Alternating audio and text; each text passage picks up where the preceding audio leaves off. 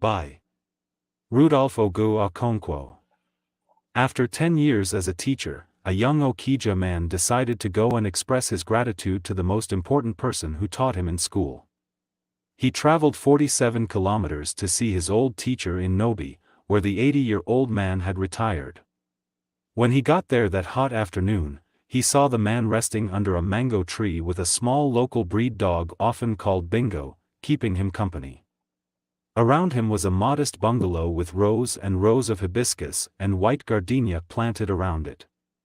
Some of the glass window louvers were broken and replaced with pieces of wood. The scent of blooming cashew tree filled the air. "Sir, you taught me in class 4, do you remember me?" the young man said after introducing himself. He wore khaki trousers with a white shirt, an old school uniform his old teacher could quickly identify. With his failing eyesight, the old man did not recall the young man's face or name. After 30 years of teaching over 4,000 students across the old eastern Nigeria, most men at his age would not remember unless for exceptional cases.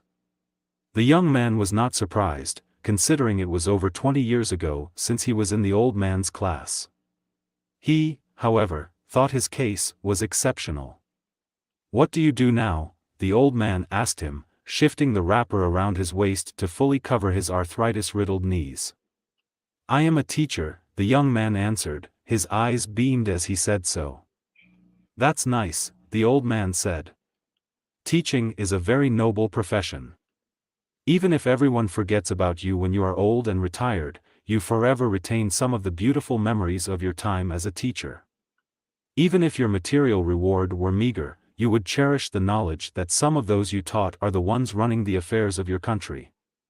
In the rare case when your former student traveled far to come and see you, that is the ultimate. It is always delightful to encounter one of your former students and they remember you. Nothing beats that. Especially when they have a good memory of you. It beats being a police officer or a soldier, which were the other career options available to us then." The young man smiled. "You inspired me to be a teacher," he said. "How?" the old man asked, brushing off a mosquito that landed on his wrinkled arm. He could have crushed the mosquito without looking based on his sharp reflex, but he did not.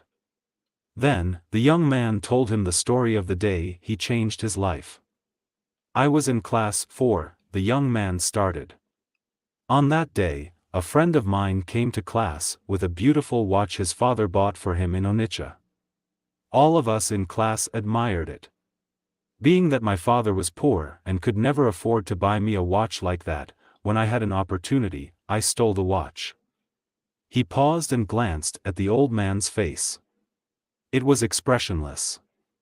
No judgment had formed.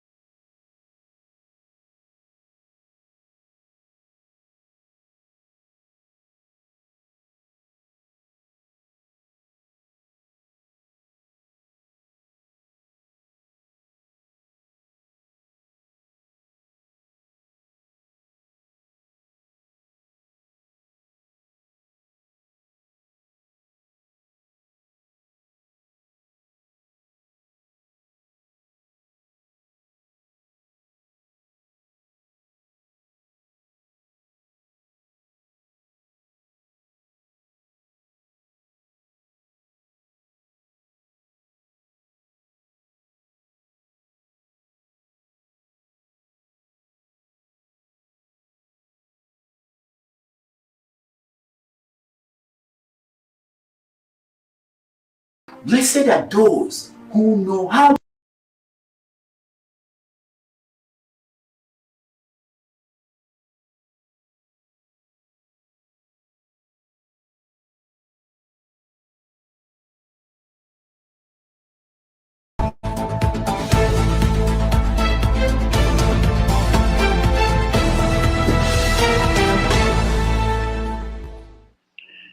Hello, welcome to another episode of Have Your Say 247. I am Rudolph Okonkwo, and today is a very interesting day on our show.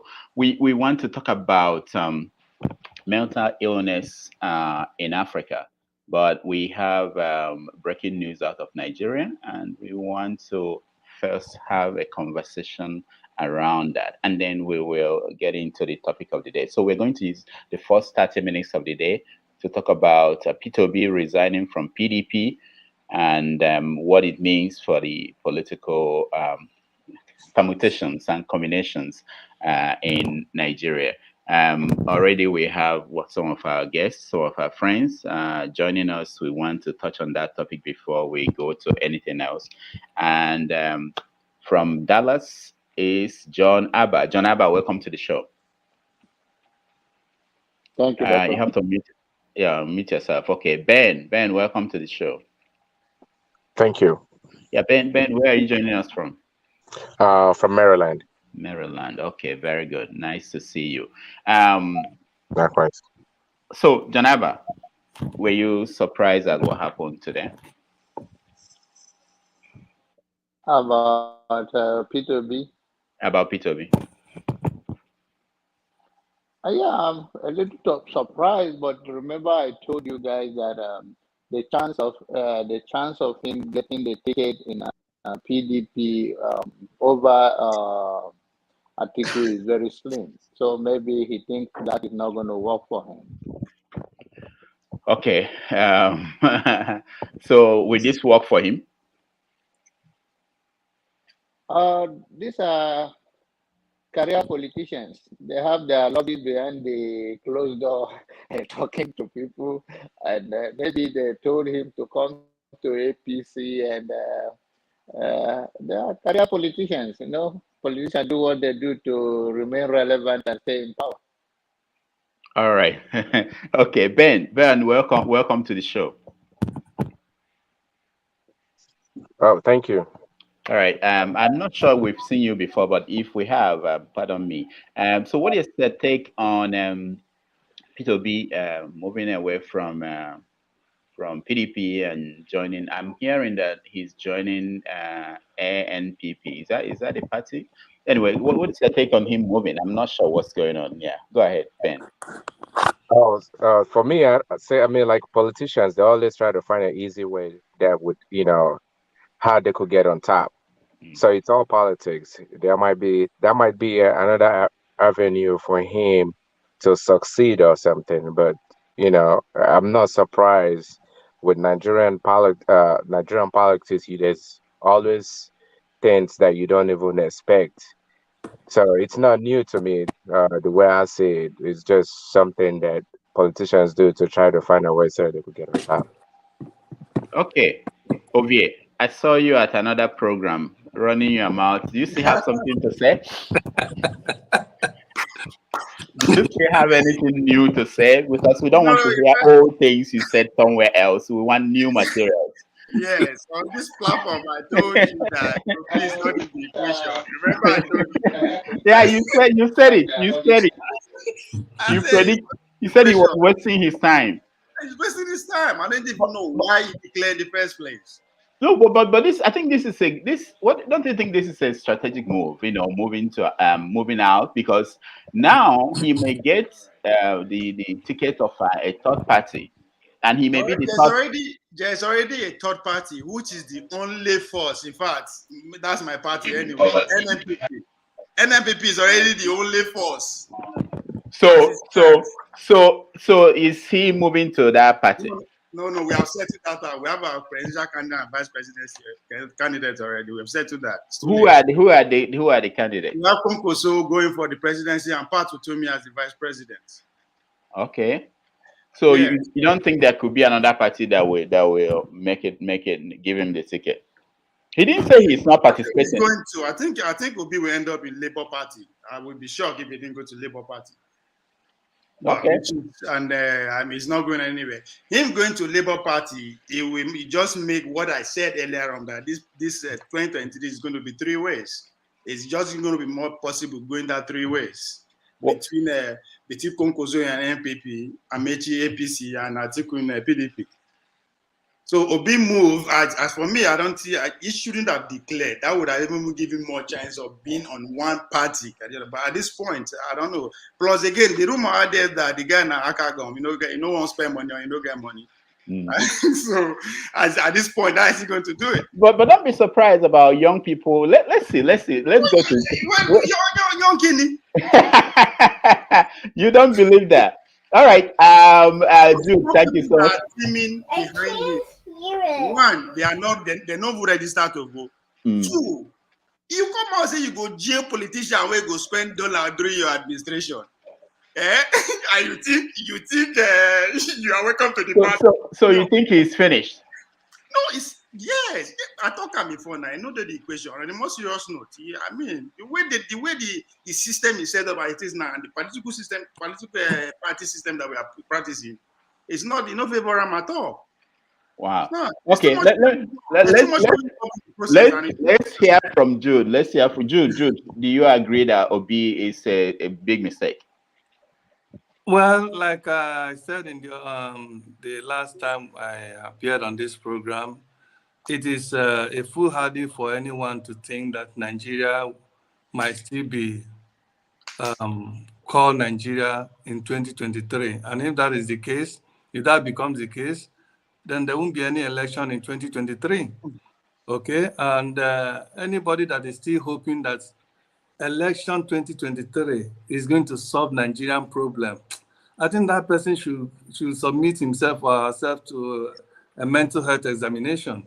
Except it's like some of us, most of us that come out on this platform, it's like we don't even see the handwriting on the wall. Is it that we are deceiving ourselves to feel blind of what is going on in Nigeria, not to be able to decode and see the meneteke fese, the handwriting on the wall, to see that Nigeria is over, Nigeria is kaput. There's no, we are only living on a borrowed time. Nigeria is no more. Nigeria is not going to be one again. Anybody that is praying for that, congratulations to that person. Let him continue to pray. Nigeria is going to divide and it's going to disintegrate, and we're all going to go a separate way. The way it's going to happen, I can't tell you, but it's going to happen. Instead, let us devote our energy in preaching, letting people to boycott this so-called election, and use the energy in educating people of the need and the benefits of disintegrating this fraudulent country and contraction called Nigeria under the leadership of a dictatorial and a terrorist president called Muhammadu Buhari. Okay, so Jude, are you saying all these things that are happening, there are movements that our politicians are making, preparing for next year? Are you saying we're just wasting our time? They are all charades. Muhammadu Buhari and his cabal, they already know that they are not willing, they are not going to give up that position. Because the gain that Buhari has made in his quest to Fulanization of Nigeria, the gain he has made. So, by the way, has any of you seen the recent termination of dismissal of generals yesterday? Did any of you saw that list? Rufus, I sent it to your platform. Almost every position in Nigeria now is occupied by Hausa Fulani, by Buhari and his people. So tell me, whoever that is going to win, even in the south, what is the person going to do? How is he going to reconfigure Nigeria? And then Buhari and Fulanis and Muslims will continue to look at them while they remove them from all those offices they have occupied. How is it going? What miracle is the person going to do? Let us not fool ourselves. These people, the only way to bring sanity to this country is to split it. Everybody go their ways, and we'll start building from the scratch. The Biafra will start building from the scratch. Our Oduduwa brothers will start building from the scratch. Middle belt if they want. If they come out, any breakup that comes out, we'll start building from the scratch. That is just the only way. And this is the only way also we can save life. Otherwise, the killing my main concern is the senseless killing in Nigeria, and everybody's running around campaigning as if nothing is happening. This is human beings they are killing, for crying out loud. It's human being that is dying every day. All right, Jude, hold on, okay? Welcome to the show, Raf. Hi, doctor. Hi, everybody. Yeah, yeah, we're happy to have you. People think that Peter B struck, that what he did was a master stroke. What do you think? I don't know. The professional is here.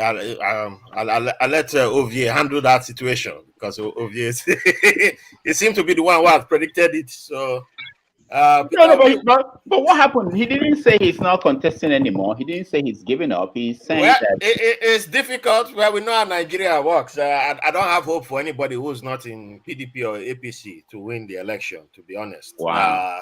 My hope was that Peter Obi would come through on PDP. He was my candidate that I was banking on to win.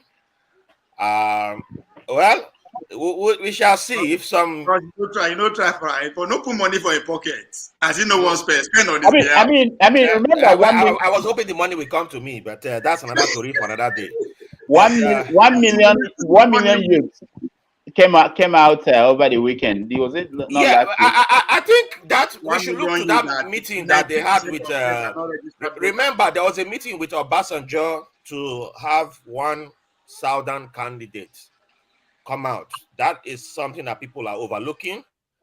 So we don't know, because remember the photo that our friend posted on his Instagram from the meeting in Genia Media. All the candidates were not smiling. I didn't see Peter Obi in that meeting. I didn't see a photo of him, but I saw almost all of them were not smiling. But our brother was captioning the photo like Obasanjo was campaigning for Peter Obi to be the candidate, the Southern candidate, to come out, the consensus Southern candidate. So what happened at that meeting, I would like to know. I wish I was a fly on the wall to find out who Obasanjo was pushing for to be chosen as the consensus Southern candidate. If it wasn't Peter Obi, then who is it? Because I know, we have some stubborn heads coming out in the South. No, it was for Southern candidate for PDP. All right. Let's go to Blessing. Blessing is in Nigeria. Wike is still in the race. Yeah, Blessing is in Nigeria. Also, Blessing, what are you hearing in Nigeria? Were people in Enugu? I know you're in Enugu. How did they take the news that Peter Obi is leaving PDP? Well, the news hasn't really. Good evening, everyone. It's almost morning here. Yeah. The news isn't really right here. I think we're still recovering from the PDP primaries, governorship primaries here in Enugu. So by the way, how did he go? I heard one Frank Mba emerged as the Who emerged? Frank Mba. Okay. All right. So,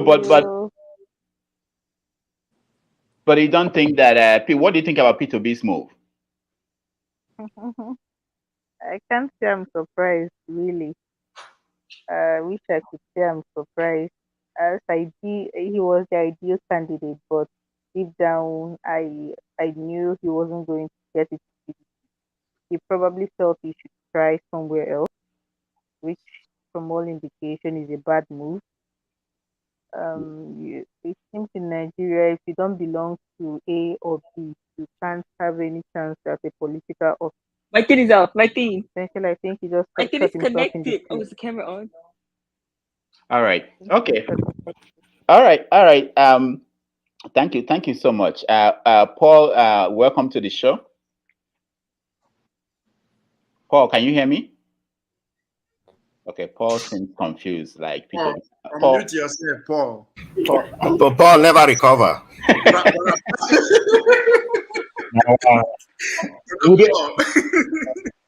We did for hot seats today, so I switch from one phone to another phone. I'm sorry. Please, plus TV. Okay. So Paul, are you there? Yeah, I'm here. Okay. So Peter B's move. What do you think? Dr. Damages, this one swept me off my feet. Yeah, you were surprised. I didn't see it coming. I think the 1 million man march that happened with Peter Obi shocked so many people. So the movers and shakers, they had to do something which Peter Obi have a hint. You understand? So you just understand that this is the best time for him to take a bow. and make another strategy. I just think so. What do you think is the strategy? Well, he knows definitely that he's doing very well. That's for sure. Then two, he also understands better that PDP will not give him the ticket. It's not about him talking about he's going to put people in jail because of dollar. He himself too also have dollars. You understand? They have their special place, their guest house that they keep all these things. So it's not that, but I believe when it's the 1 million march, and so many people see that within 1 to 2 weeks ago, Peter Obi is really, really doing well with his campaign. And so I just believe that the way he's doing, he just have a hint that he will never, ever get the ticket from PDP. So it's just better for him to take a bow. The earlier, the better. Take a bow? How? I mean, you mean he's gone? What do you mean by that? Take a bow from PDP. And then what? What's the strategy? Tell me.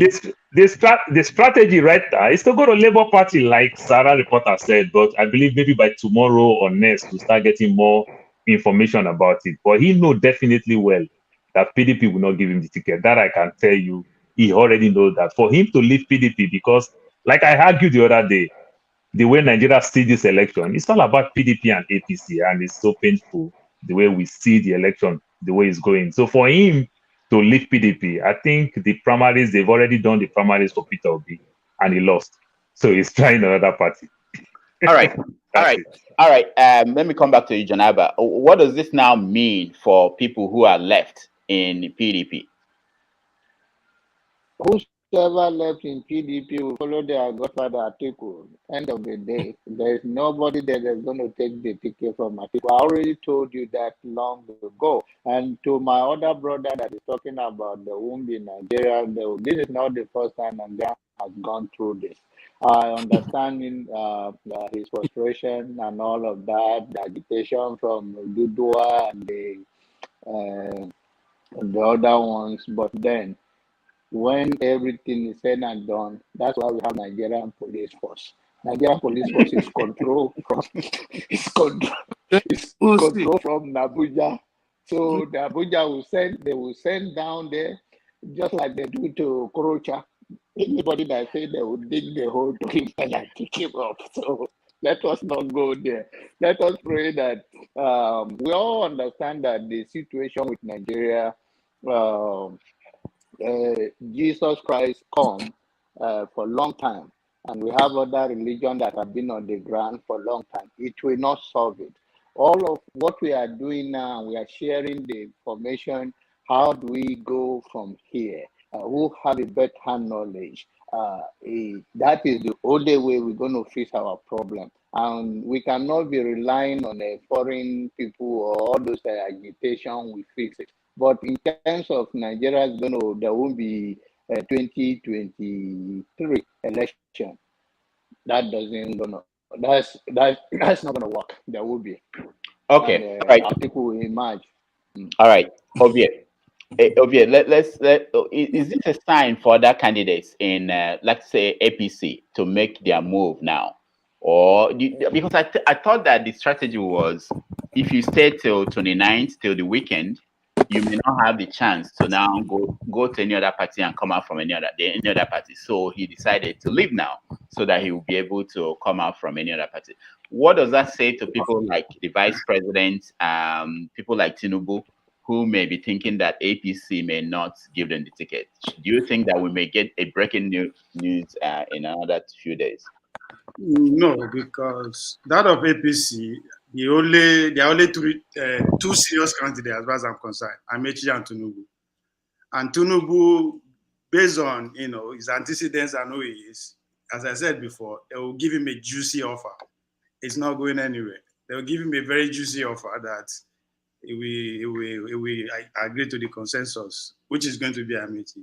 I mean, Oshimbajo has never been a factor from day one. I don't think he even knows what he's doing in the first place. You talk with such authority. No, because now, wait again. I mean, 100 million per pound, I said it before, not donation. That is not, people collect that form. That is their own way of contributing to the party, because they are not going anywhere. And again, if you look at what happened to our brother from the Rochas Okorocha, when he go down, they beg Jesus Christ, say, may come to an aid. Jesus Christ on vacation in Ghana. Now that is just it's a warning sign to anybody who no go say to the consensus. You are not going to go away from whatever is that's going to happen to Okorocha will go around.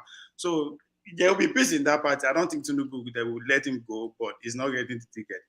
No, it's not. It's not too late for serious candidate. Obi is serious, even though he no get money in the serious. But that of APC, I don't think. Where are they going to? I don't think those that would decamp, they're not contender at this point. And if everything went the other way around, they will not get it. They're breaking the ceiling. Sorry. They're coming through the ceiling. Sorry, I didn't mean for them to come Look in. at this. Look at this. There is somebody without any document. I know. Sorry, I didn't mean to key this in now, but since it's playing, let's connect it to what we are discussing. What was this that happened to Rojas yesterday? The FCC picked him up yesterday. That was his private residence in Abuja. So when not forget now, my brother go into spiritual mood. It was the last flight on his stomach begins to say Jesus Christ. They come out. It was funny at the same time. It's sad, and I'm disappointed, man. That's a two-time governor, our serving senator. I mean, the way he is reacting, he was even say they should go live. Go live for what? If you know you are not going to anything, answer to them. After all, you guys are in the same party that we are not part of. So, but again, on a serious note, in terms of how the politics is going, that's just a warning sign for anybody that is not going to. I mean, it's as I said before in this platform, the system that are practicing is for the elite. Now now by next weekend, by this coming weekend, they will select who they want. 2-3 people will emerge from this party. Whoever we vote for come next year, not for them. I don't care who we talk how we see them.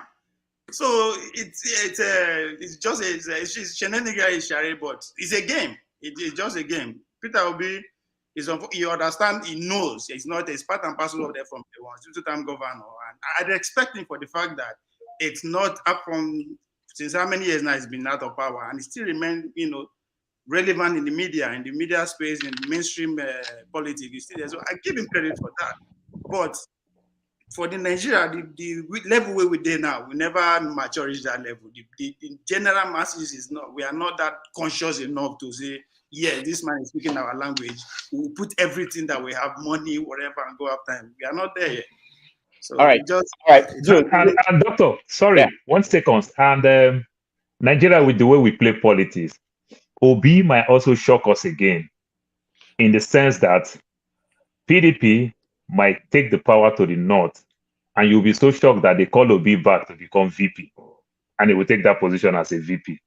Let it look like they called him back even when he left the party to say, okay, we still need you. You are relevant to the party. Come back.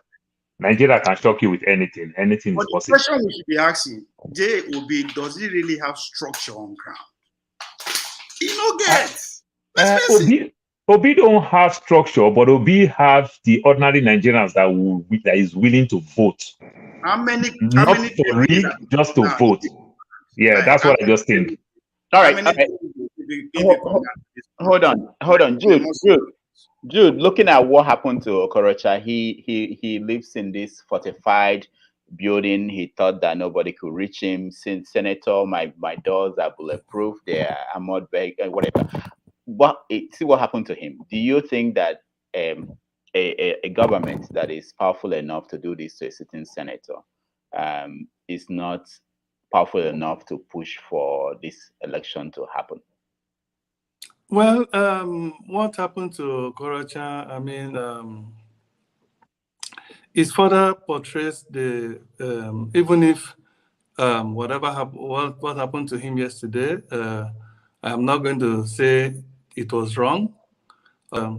It shows the impunity of the system that we are running, how that they can do anything they want at any time. They didn't go there with a warrant. Were they not supposed to go there with a warrant? But they didn't go there with that. So they just broke into people's house. Now, any of us who are here, can anybody tell me in any civilized, not even civilized, any country of the world, this kind of thing has ever happened? Breaking through a ceiling to go and get somebody who is not running away, who is a sitting senator. This is total madness. This is total insanity. This is very crude for a nation, and some of us are laughing at. I'm not seeing it. I'm seeing it from the perspective of what a civilized society should be. This is so crude. This is so backward. This is so primitive. What happened yesterday? It is something that is. I mean, so sad to say. Okay, but anyway, beside that. Nigerian government, we all know that it can do anything. We are basically, we are basically in a dictatorship regime. This is not democracy. This is far from being a democratized nation. This is dictatorship. They can do anything they want. And again, it shows that we should, no matter how we deceive ourselves, at the end of the day, what happened in Animal Farm, for some of us who have read that book, whether Nigeria whether Buhari is controlling the military, controlling a police, like that my brother has said there, he will send the police to crack down those who doesn't want Nigeria or election to come. What happened in Animal Farm, everybody here should go and write it down. It's going to happen in Nigeria. Whether you smile, whether you like it or not, it is going to happen in Nigeria. It's happening already. It's happening. No, to the extent that remember when it happened in Animal Farm, all the leaders were taken off, right? But the leaders are still here. The actors on the stage, they are still fully active and operating. But the Animal Farm one, at the end of the day, the actors were banished, were killed. Many of them were killed and banished. That is what is going to happen in Nigeria. Okay. Yes, I said Nigeria they may not be Nigeria come 2023. And the election, remember, when there is insecurity, the president can use that as an excuse to say, okay, there is insecurity, the country is not safe, we are not going to have an election. Now, how are you going to have an election when many parts of northern states have been taken over by terrorism and they're even paying taxes to them? How are you going to conduct the election in those northern states that have been taken over by terrorists and the governors they are not even in their states, they are all run to Abuja? How are you going to have election in those states? Okay, hold on, Ed. Hold on. This is what we're going to do, because we are still going to talk about mental illness in Africa and our attitude to that. So we have this conversation for another 10 minutes about the politics of Nigeria, and then we go into that, because I really want us to get into that conversation. Blessing, since we are talking about politics and things going on in Nigeria, I want you to tell us the mood in the Southeast, because there have been so many killings, and I don't think we paid much attention to that. The killing of the Fatima and her kids in Anambra State, it's a very serious thing, and the beheading of the lawmaker. So what is the mood of people in the East? Tell me what people are saying. Doc, the mood in the Southeast is very subdued and tense. Very tense. Are people do they have any idea of the people doing this? The thing is, I don't know how to put this, but everybody is walking on eggshells. Including the politicians? Including the politicians. Even we, the ordinary people, we are walking on eggshells, because you can be speaking when news like this break. We in the Southeast, with the suffering chook mouth inside us. With the suffering chook mouth inside. I know the times I have been hounded on Facebook. Somebody actually said he was going to track me down and deal with me, that I was a saboteur, because I called out their shenanigans when it started newly. When this whole nonsense started newly, I was quite vocal. So somebody was like, you, saboteur, this, that. I know where you live. I'm going to track you down. I'm going to teach you what happens to saboteurs. I blocked him. I blocked him and life went on. But I want you to understand that with everything that has been happening recently, the mood here is a very tense one. It's like everybody's scared, especially those in Anambra. They are afraid of a retaliation. They are afraid the people in the northerners are going to retaliate. They're going to start killing Igbos over there. They are scared the ones here in Anambra and in the southeast are going to cause unrest. And the worst part is when this thing happens, if their fears do come to pass, it is not the unknown government because they are unknown. They claim they are unknown. It is not the unknown government who did this, who are going to bear the brunt. It is the ordinary people who are still going to bear the brunt. So the mood is a very tense one.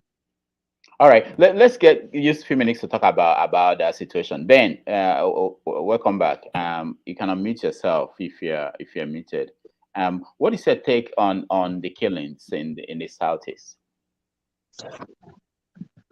So honestly, I've not been following too much of those stories. I can't really comment on it, but the ones that I've seen so far, I just think it's very unfortunate that this stuff keep going with the way in a almost developed country. That's what I would say Nigeria is, right? And I listened to that gentleman saying there's gonna be divide in country. I don't think that's gonna solve the problem in that country, you know.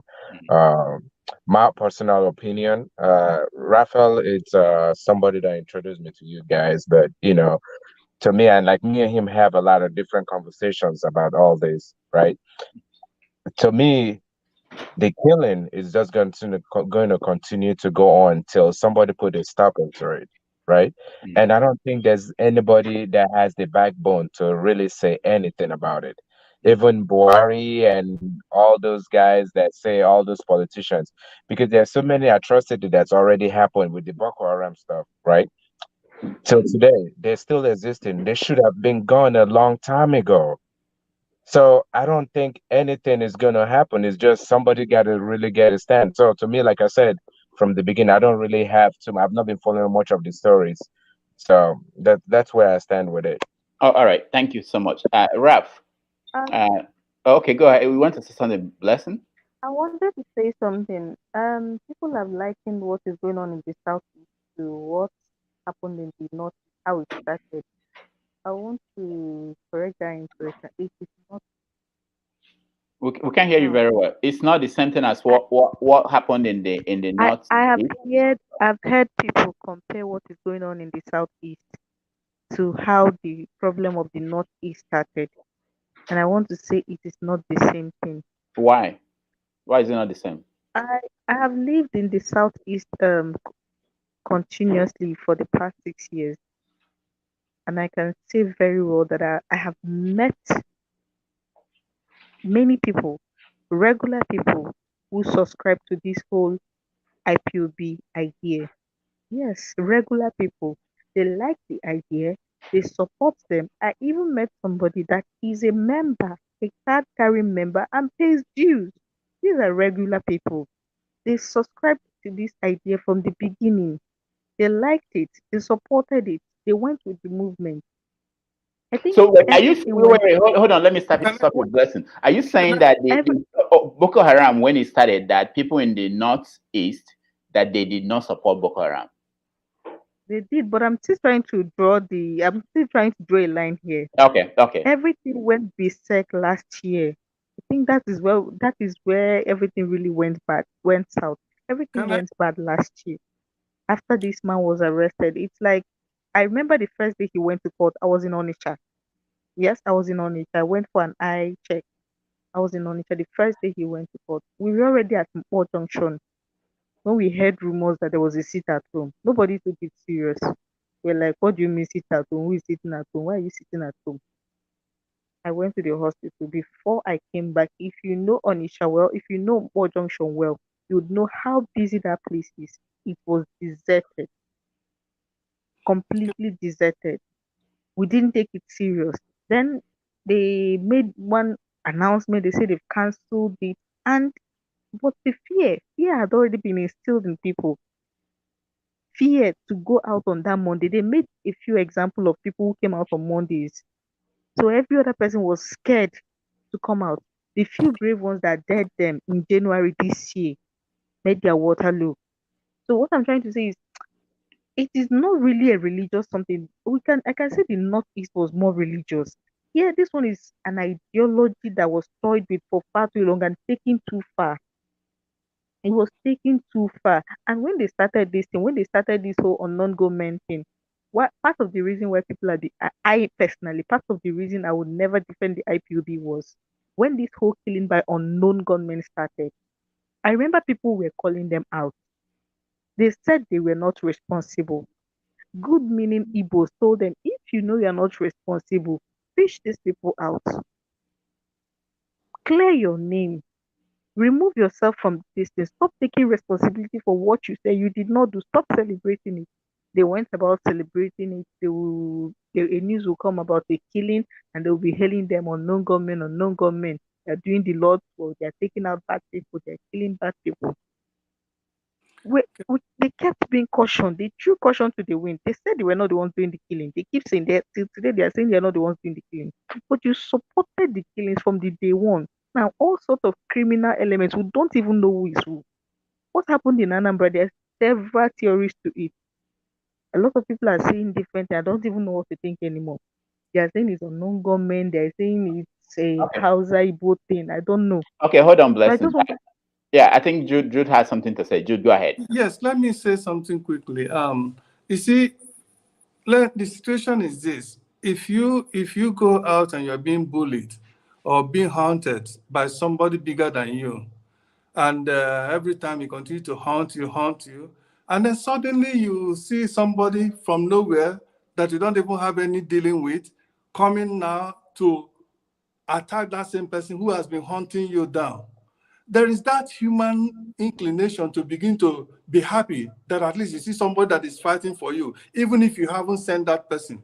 That was exactly what happened in what is happening in the East from the beginning. That was not what happened.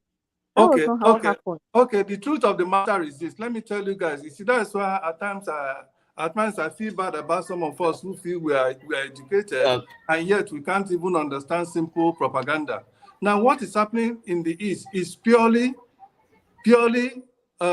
orchestrated by the political actors, both locally and then federally. That's both in the state, in the various eastern states, and then from Abuja.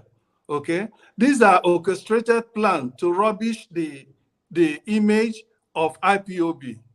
Okay, whether you believe it or not, well, it's up to you. But this is an orchestrated plan, and like you rightly pointed out, most of this thing started from when Nnamdi was adopted, okay, was rendition last year. And they did that, one, to continue to distract attention from people, to give the Eastern region so much to continue to deal with so that they divert their attention from focusing on how to get Nnamdi or fight for him. What I'm talking about. Why condone it? They have the power to now, stop it okay, from the Doctor, before this goes into a back and forth, Okay. let me just. So can you just please? Okay. Hold on, Jude. Hold on. I know that this is I just wanted us to briefly, but it's a mistake. We can't do a brief discussion of what's happening in the East. Probably we have to have a special a special program. But I just wanted someone briefly to touch on this so that we can move on to the subject of today. Ralph, go ahead. I have something that ties both the East and into the topic that we are going into today. Okay. So, if you're an IPOB member, you won't like what I'm about to say. I have defended IPOB in the past, and I will still defend the right to ask for your right to ask for cessation, because I don't believe in the One Nigeria project. However, I believe in the BBC documentary that came out recently because I know someone personally involved in the troll farm, because he's someone who is dear and near to me, who I've known for a long time, since 2007. We've had a great relationship. And if I mention the country, you will know who I'm talking about. Last time I was there was I was He hosted me when I was my first time I went to Finland, and we've known each other since 2007 online. But when I went to Finland, we've always known each other. I have his number a long time, and I know his views. I know his views when it comes to Biafra and all that. And then I saw him slowly when he started, and when he started doing this online thing, and I was like, oh boy, this not where they go. He said, yes. I said, are you sure? At first, he was saying something different. Then it started, and then all of a sudden, it started blowing up on YouTube. And then I see people following him. So I didn't take it seriously. We were laughing. We have our group that we had since 2007. We were laughing about it. Then I watched the documentary. I saw that he led to the killing of somebody in Imo State because he pointed out this person is a traitor to the Igbo cause. He deserves to die, and they killed the person. That is not what I signed up for. That is not who I am. I am not. I don't do that. I am even with my IYC, I don't do that type of thing. So, yeah, that is. We don't admit the power of misinformation. We're in a digital age. We can claim that it's not the same as Northeast. There's a huge misinformation and disinformation play. Jude, you mentioned propaganda. Propaganda is being used against your people by your own people today, and it's by your same IPOB that is doing it. It hurts to hear it. The truth hurts. Yeah, I was disappointed when I watched that documentary because I know the person. I know this person. I know the conversations we've had. If I bring my text and I start showing you, my name will start being mentioned that they should kill me too. They should kill my daughter. They should kill people. They will call me traitor, and they'll say that because I saw what he was saying. In that, I haven't watched his videos for some months, so I saw what he was saying with his own words, and I'm like, when Dr. Damages, you interviewed Senator Abaribe, and he mentioned this person. He referred to him. He didn't say his name, but he mentioned Finland. I texted him and said, "Oh, this man probably was it you was talking about in a joking manner?" And he asked me, "Where's the video?" I was like, "Man, go watch the video yourself. It's Dr. Damages. Go watch it." And I saw on my YouTube notification that he released the video. He was referring to that. I didn't watch the video, but I'm pretty sure he said something about it. And I don't know what he has said about you. So I'm like, what role have I played now in this, something like this, by not calling him, holding him accountable? It's the same as Northeast, my sister. I'm sorry, it's the same because we think it's just religion. Sorry, my daughter is playing that, so she's making some noise. We think it's just religion. No, if you know how to play the game, if you have studied how the Russian troll farms work, all you need to do is have a bunch of people know the buzzwords to use, pay certain people, tell them, throw these words out there, find the people, throw these words out there, and they will just be throwing it at you. Social media now is making it possible. And you say you want to leave Nigeria, these people don't like you, Fulani don't like you, Hausa don't like you, they were killing you, and they will just be pumping it at you, and next thing you will kill. All right, thank you. So I'm sorry, Raf. When we have a special episode on Biafra, we will invite you. You have something you are not telling us all the story, but we'll invite you. Let's see. Why are you laughing, Ovie? This is a serious business. I mean, Raf is spot on. I mean, this on our politics. I remember you were talking about me to other platforms that I've been saying this like 2 years ago. Come 2023, we are going to have a new sheriff in town. Everybody is pulling stones and wings to say, yes, I stand a chance. On our politics, it might be very myopic or very lame at the way I'm putting it, but by the time you start dissecting in detail, you will see why it's just like a round. By the time you start pointing out to the actors, you know that everything will come together. On our politics, it's unfortunately that it's a matter of life and death, but it is what it is. Yeah, but it's sad. Now, just as you said, now them, they use their own propaganda against themselves, if it's even propaganda at all. Let me ask. Okay, and I think Peter was, popping in the conversation too on Twitter anyway about he didn't say anything about the. I mean, about the. No, he issued a statement too. Yeah, that's what I wanted to. He issued a statement before I saw the statement of leaving PDP. There was a statement from him where he said that that killing was not acceptable.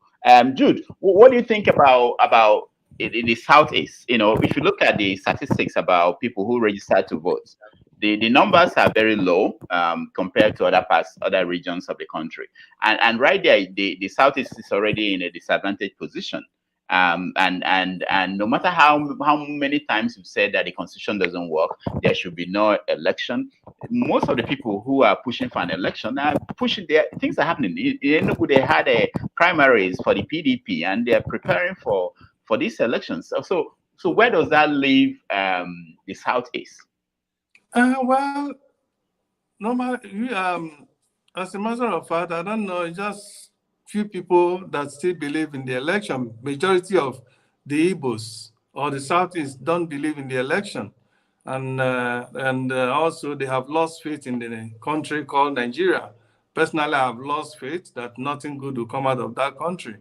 If they said, I mean, if they say what the IPOB is fighting, and then for those of them who, whenever they're referring IPOB, they refer IPOB as if they don't even know what IPOB means. IPOB means Indigenous People of Biafra.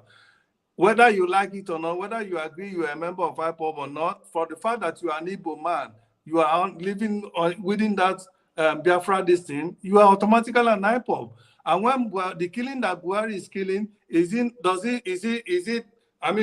not everybody? Most of those young kids, they are going around picking up and killing in the middle of the night and in the days and the times that they normally go and kill them. Many of them are perhaps from families of those who doesn't believe in IPOB, but he sees everybody as an IPOB. Okay, he said they're a dot and he's going to wipe them, and he has been doing that, and he has been carrying propaganda to make the whole world believe that they are terrorists that he has labeled them to be. And some of us will come out here and be laughing and be, try to, justify what is happening in the East, as if IPOB is the one they brought it upon themselves, or they are the one causing it. Well, good luck to you guys. Like they said, Nigeria, there's a breakfast in Nigeria, and everybody is going to eat that breakfast. You that is laughing today because your brother or your sister hasn't been affected, who knows? Who knows who is going to be next? It's a matter of time. Okay, so all right. The earlier we break up this country, the better we'll save life. We'll stop this mayhem. Okay, thank you so much, Jude. Paul, say your last word so we can go to the topic of today, which about the situation in the Southeast. Paul, go ahead. Let me just take it off from where Jude stopped, and I feel his pain, what is going on in the Southeast, but I have to let him understand that what is going on in the Southeast, it is still politics. Every other part of the region suffer the same thing. I come from the South. We have all this oil and every other thing. We still suffer from it, We don't have anything to call our own when it comes to the oil. You tell me anybody from South that have this big license, you understand? But the South, they are not the armies and politicians. They are not bombarding them. They are not bombarding everybody have our own peculiar problems. So if you want to use the killings, I understand. If you want to talk about killings, do you know the numbers of people that Buhari have killed in the north? In the so-called bandits, the Boko Haram. Those are terrorists. Let them it is the same thing now we have in the Southeast too. That's why they bring the Operation Python dance. Let the Fulanis and let them kill themselves. Yeah, technically it is the same thing they have in the Southeast right now. Because people, the Biafran have good ideology, but because of what they are going through, the pain they are passing through, and everything, some other young youth, you understand, also want to take advantage of the system. My brother, there is poverty in the land. So people might use in the name of Biafran to steal, to abuse people. Whenever any Biafran abuse any non-citizen, non-resident from that part of the country, they also go back and tell their people. All right. So we all, let me go one little funny place. I live in Lagos for many years. I was born, raised in Lagos. Let me tell you a funny thing. There are things we say that you as an Igbo man don't see to be anything. You know, I know an area where it's an average Igbo community. Tell me any place an Igbo man have a house that rented to a Yoruba man, to an Hausa man. They have, in another way around, when an Igbo man do business, they are very, very conservative to themselves. They keep things to themselves. You understand? They reach out everywhere. They cover Nigeria very well. They spread their tentacles in the whole 36 states. You understand? But anywhere an Igbo man also do business, they don't do business with stranger. Igbo man will never build a house, face me and face you, rent a house to another place. Yeah, at the end of the day, we'll still rent it to an Igbo man. Yes, you might say that. You might say that is not true. See, no. It started with all this little. It started with all this little thing. That is not true. Okay, hold on. You live in Lagos. I live in Lagos. I know houses. Did you build a house in Lagos and you rent for a Yoruba man? Huh? Did you build a house and rent for a Yoruba man as an Igbo man? Where I stays in Lagos, whenever I visit, is owned by an Igbo man, and he rented. I'm one of the tenants, and there's a Yoruba man that was one of the tenants, right? Sir, if I tell you that it's 100%, then I'm lying. But what is the percentage? Tell me anywhere you do business. There is nothing wrong with it. We see the Jewish people, they do that. You want to rent your property that someone that will pay you your money, not somebody that will live there and will not pay. You see your mindset. That is your mindset. So if an Hausa man also do the same thing, we'll blame them for it. You understand? But these things don't really mean anything. The Jewish people do the same thing. The Chinese do the same thing here in America. The Indian do the same thing. There is no big deal. I am not saying it. Is it the same? Maybe you are living in a different Lagos, not the same Lagos that I lived for many years. And I live in Lagos. If you tell me Alaba International, where Igbo people do business, tell me the Yoruba man in that line. It is Yoruba that will say, Omo Igbo, I won't give him a house. No, it is the one that has his money. Anybody that will pay him his money. It is the one. No, let's not go there. Let's not go there. I am not saying it from negative. I am telling you as an outsider where things like this started from. I am not saying it. I'm not saying it. People in Nigeria today is the Igbo man. Okay. So we've gone and embracing and loving people in Nigeria today is the Igbo man. Because those are the only place that go to anywhere. They want to develop that place. They want to make it their home. All right. That's true. Okay, Paul, go everybody. To the east. You won't even see buildings owned by Yorubas in the east, in Imo.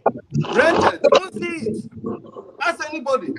Neither will you see outside people building houses in Igbo and renting into companies. But go to all over Nigeria. Igbo people, they have houses and they rent it out to whoever that will pay them their rent.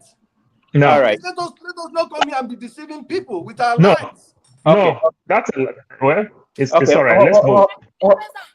Hold on, everybody. We're moving on to our topic of today.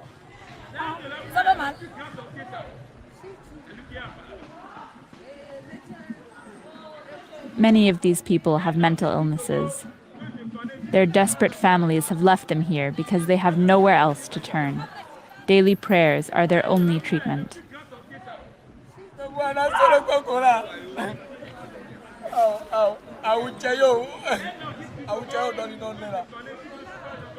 This prayer center is one of the largest in Togo and one of many across West Africa.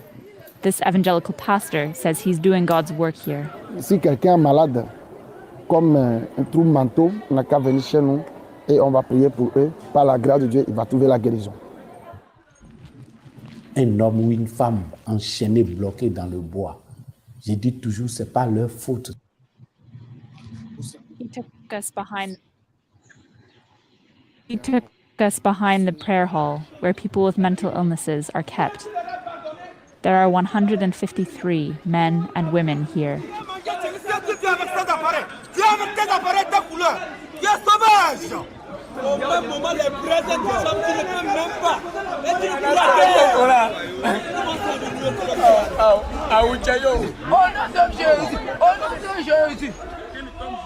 Patients stay for weeks, months, even years, often without any diagnosis. Merci ma grande poupée. Ça va, belle. Tu es belle, tu sais. oui. Comment belle. tu t'appelles? Victorine. Victorine. Oui. Je n'étais pas malade et je ne suis pas fou. These people sleep outside in all weather, living in their own filth, until Numombi sees a sign that they're healed. All right. This is our Africa today. I mean, I'm sure wherever you come from, anywhere in Nigeria, you have buildings like this, you have arrangements like this, and we are all in America. Blessing is in Nigeria. Most of us are in America here or in Europe, and this is what is going on. Human beings. There's a saying that the way you treat the people who cannot help themselves determines how advanced you are. We are expecting our politicians to behave well. We're expecting too much from everybody, but this is how we treat other human beings. I think we have to start from there. We can't expect anyway. So mental illness and Africa. Ovia. It's not the most sexy topic to discuss, but we have to start talking about it. I mean, you have to talk about these people we are looking at. Then we have to talk about the undiagnosed people who are in positions of power. Because we may sit here and be saying that we expect this governor to behave well or this local government chairman to behave well. Meanwhile, they have undiagnosed mental illness. I don't know if anybody's an expert here, but I think we should, as lay people, start the conversation. Let me start with you. Okay, Blessing. Now let's talk. Let's start with Blessing because it's been long. I've been in Nigeria, but I know that every market, every church, in the basement of all these places, there are healing houses, prayer homes. Wherever I come from, they're there. People are taken there every day. Nobody goes there to check their own people. Oh, Blessing, what's going on? Let me tell you a very short story. Last year, I had a family friend that was admitted to the neuropsychiatric hospital in Enugu. It's a federal hospital. When she was admitted there, her children took her there because she was showing signs of delusions. She was convinced people are after her, that they want to murder her, that there are camps buried in her compound. It was becoming really, really delusional. It was mixing a lot of her imagination with reality, and her children got worried. We made inquiries, and she was sedated. She was sedated from out of Enugu and brought to the psychiatric hospital here in Enugu. The first day she came in, her son, who was looking after her, stepped out to buy something, and this woman escaped. And the woman did what? Yes, she escaped. Okay. She escaped because she told her children that nothing was wrong with her, that she's completely okay. She escaped and she was traced back to the city where she was brought from. They went there, sedated her, and brought her back to Enugu. And that was when I got to the psychiatric hospital, and I wept. Doc, the cases you see in the churches, they are bad, but you should see the mindset of those inside the hospital. I don't know which is worse.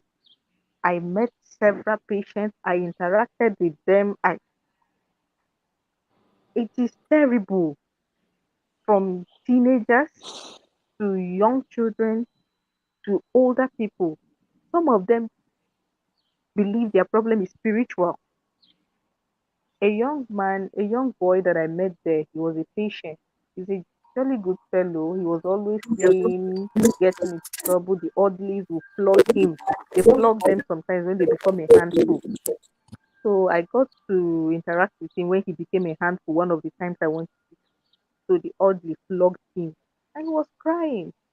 I told him to come. I brought out a spirit from my bag and gave him and asked the oddly what he said was becoming a handful, causing trouble everywhere. I asked the mom, what is wrong? Why did they bring this here? Mom told me nothing is wrong with his son. There is a spiritual attack. That the son is being attacked spiritually. That being in the hospital is wasting money. That very soon they will leave. I told her, no, you shouldn't leave. I've seen this boy take his medications. I've seen him being attended to. And the few times I've come here, I've noticed changes. He was getting better. So why would you want to take him away from a place of... Said the pastor said they will come to church. That they will fight the battle spiritually and he will go. Talk to next time I went there, the boy and his mother were gone. She took him to the church where they were going to heal him spiritually. Now, it is so common. We do not even read this. When I speak about mental health, because I'm quite passionate about this, they look at me as if I'm an alien. You see somebody make bold statements like everybody for Nigeria they crazy. And I'm like, okay, yes, that's a good one. So everybody in Nigeria is crazy, right? He says yes, but some of them are spiritual. I say, what has craziness got to do with spirituality? Say, there's something the Igbos call Obanje. Said all these people that you see that they are crazy, nothing is wrong with them, it's just Obanje. And that Obanje mentality is what you saw in that video. All right, stop there for now. Blessing, stop there for now. Let's get other people involved. I'll come back to you. Ovia, let me start from Ovia. Go to you, Jude, and go that way, Paul. Go ahead, Ovia. I mean, from the video you showed, I have a different perspective. The lady said the only treatment they receive there is prayers. And what struck me is that prayer know they work. So the way, I mean, you absorb our leaders or elite now of that we should treat ourselves with dignity. So do we now say, do we tax our religious institution that pretty much occupy or take over this space? Because I'm saying take over because they get benefit from embarking in this kind of that facilities, I will call it. They get paid by private individuals paying to that other different organization. You think we should either take that responsibility away from them and hand over to private individuals who can manage their situation better rather than just praying for them? Because obviously, prayer know they work for anything, as far as I know today. So, and if we have to look it from that angle, I mean, taking the responsibility. But let me ask you: churches and other religions that what they do is just pray. All right, Jude, hold on. Okay, let me come to you, Jude. Jude, what do you know about mental illness in Nigeria and how we treat those who have mental illness? Well, first of all, let me talk briefly about the video you just showed us. I feel so pained seeing human beings being subjected to that kind of inhuman treatments just because they are sick. Mental illness is not different from somebody having cancer. It's not different from somebody having one or any other illness or the other. It's just that theirs has to do with the brain, and the other ones has to do with other parts of the body. It's the same thing. So we shouldn't, I don't know, we shouldn't, be stigmatizing them and treat them as lesser human beings. They are human beings. If you give me those people, if I have the resources, you see those people, those number of people, if I have the resources to care for them and you give me them, before 6 months, more than half of those people there will return to their normal life. It's not because we have leaders that are so wicked, so inhuman, leaders whose hearts, in fact, who devil is occupying the center of their heart. They don't care for any of their fellow human beings again. Those people, I'm a mental health expert. I have been dealing with mental health patients for over 15 years. I deal with them every day. Okay, like in Nigeria, if you mention your mental health, you have you see somebody walking or somebody talking to himself or herself, people will start, and the moment they mention that this person is crazy or has something to do, everybody stigmatize them. People, nobody even want to come close. There are a lot of people that walk on the street, even your co-workers that are having mental illness, that have one form of mental illness or the other, especially we that live in, we that are in diaspora, okay? There are a lot of people in our offices today, just because of the society they live in that take care of them, they're able to get treatment that will make them to return to their normal day-to-day lives, okay? Was that not Donald Trump that was just a United States president that was there for some that just left being a president who was voted out a few years ago? Donald Trump is a mental health patient. It's just that he has this money, the same because he lives in a society that knows this thing and they treat them.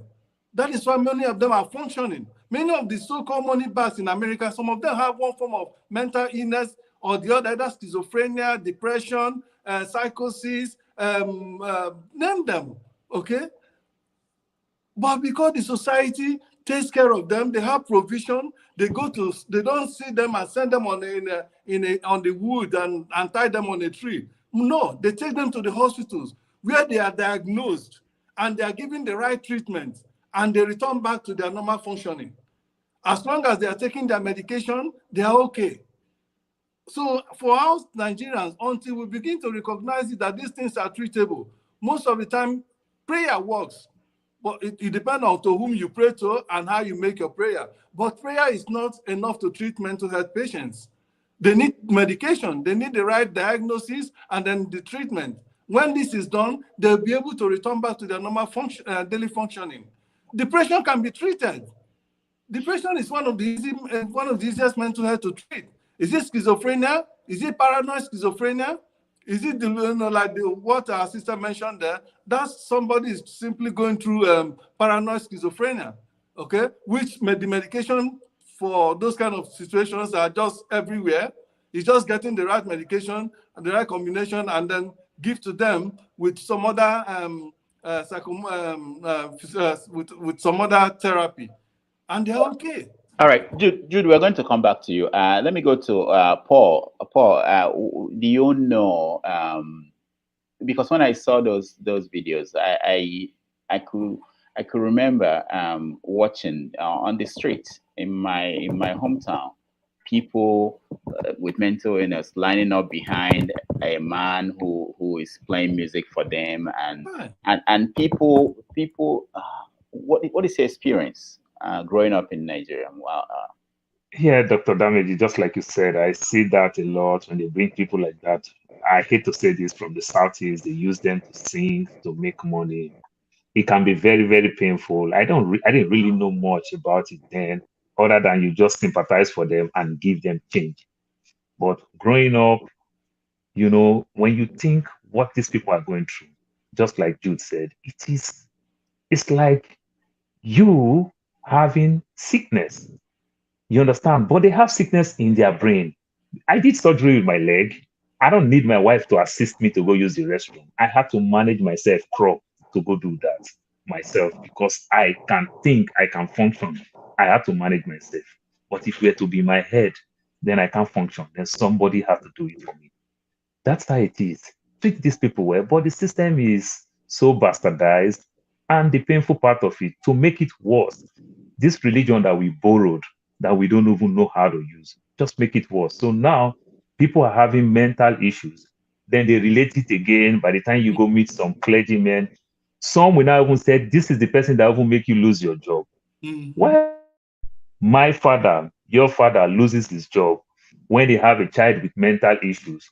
Keep running after that child, will not focus well at work, cannot function well, the mother cannot function well. Then they lost their job. Or something happened, life happened, they say, oh, that child is a witch, that child is this. Makes it more complicated. Then they check these people into the so-called Keribu and Seraphim, to the Sabbath. You know, it's just so funny. And these people just go through pain. Like Blessing said, I once visited the Yaba, what we call the Yaba left, some years back, went to see a friend, you know. this funny thing, I just came back from a tour. I made a lot of money working at the airline. So they said one of my friends is having mental issue. I felt, let me go there and help. But what I saw there, even I myself too, it's even better for me to even ask them to say, take this person here, even though if it is the church, I even then accept the church. Not until getting to the church, it is just the same of the same. It can be very painful. The system is so bad. In both ways, the system failed us completely. Nothing is being done in that constituency. I can tell you that. Thank you. Janaba, what's your experience?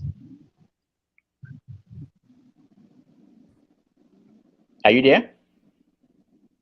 Okay, we can't seem to hear Janaba. Janaba, can you hear us? Hello, I'm here. Okay, so mental illness can you in hear Africa. me? Yeah, we can hear you.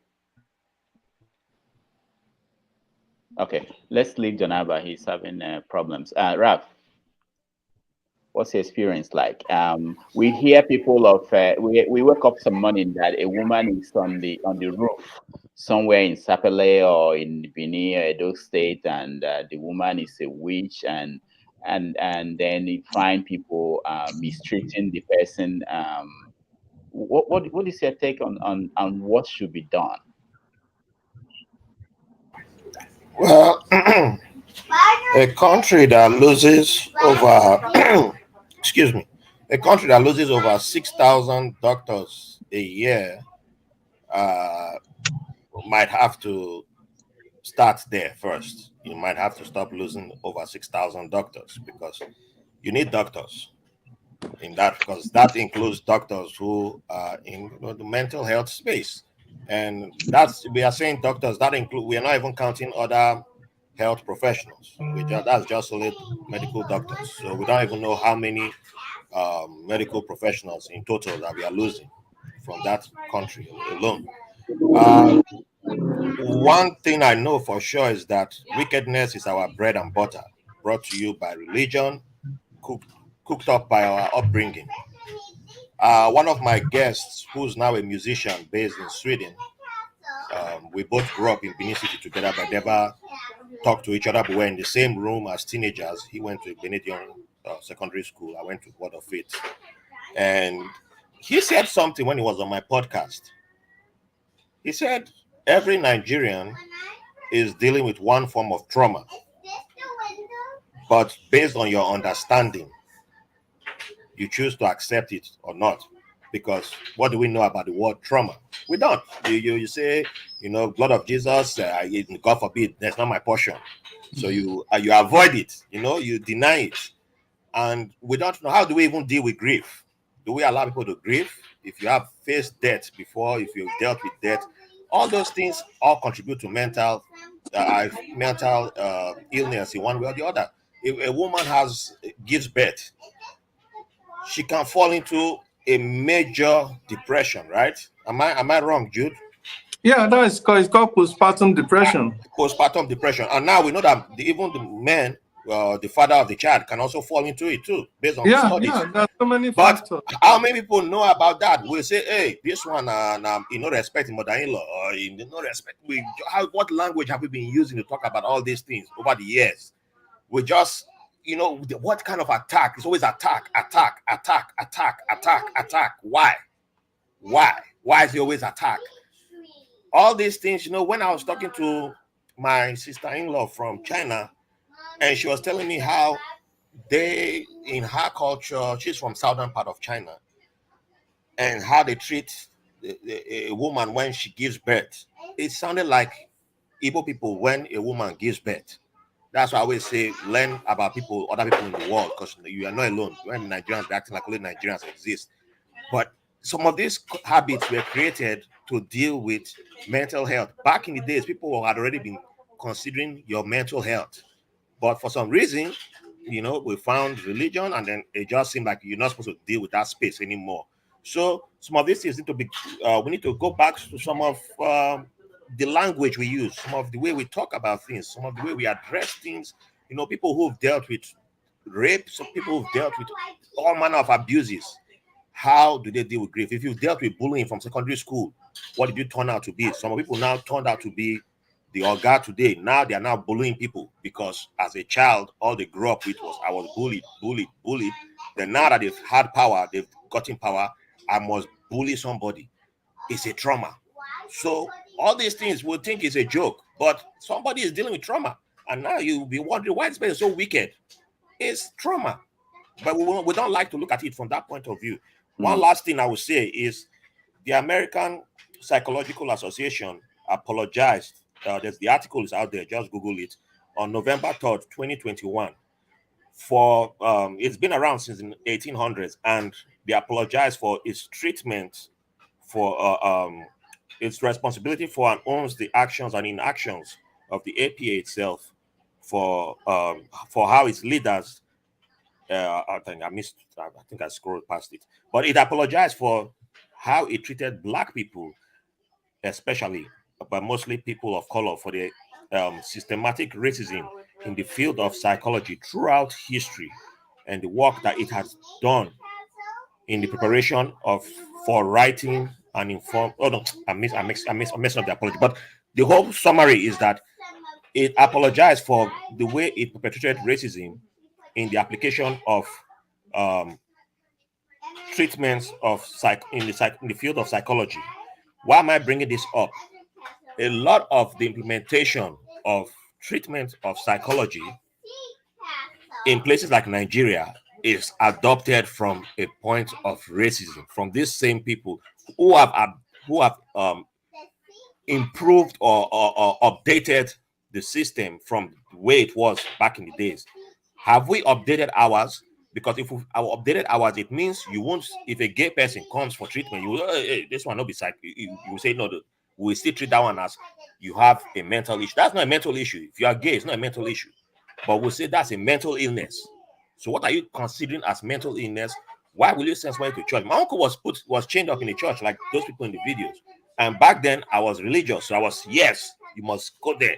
You know, I know of Muslims who have been chained up in Islamic places. We had BBC Africa released 2 big articles about that, and there was a video of for some reason Nigerian police seemed to walk and they went and bailed people out, including a gentleman who his only crime he committed was that his parents sent him to UK for school.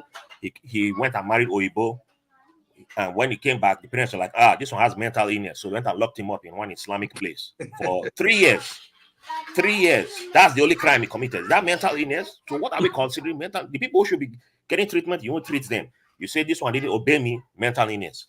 You smoke Igbo, mental illness. Is that mental illness? So why are we wicked like that? And we say we are religious. So yeah.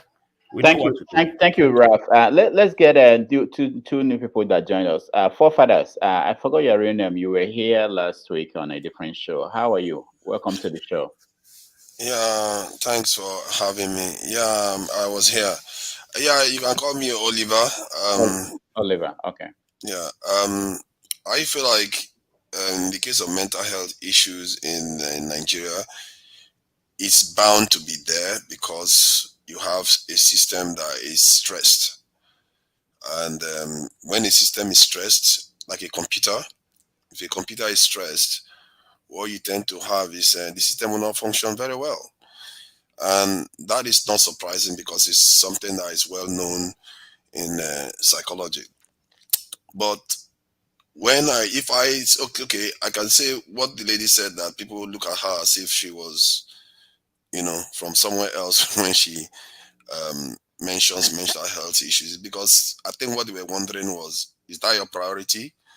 You have the majority of the population going through hell, and you're worrying about the minority of the population that are exhibiting acute cases of mental illness. This is how Africans see mental illness right now. And I think that from our perspective, we should look at sorting out our societies. I don't think we are inherently wicked. I think when we think like that is because we really don't understand the context that we exist in. Because if you have 2 people in a room and you starve them, or you create a hostile environment, you are going to get wickedness. And Africa right now is going through a lot of it. It's not only restricted to Nigeria. As a matter of fact, Black people are going through it all the way in the US, You know, the gentleman just mentioned about how they treated us, that's African Americans over there. So we are a stressed race, period. And we are stressed because we are in a bad position. It's not surprising that we have mental health issues all over the place. The trick is try to fix the stress that is going on.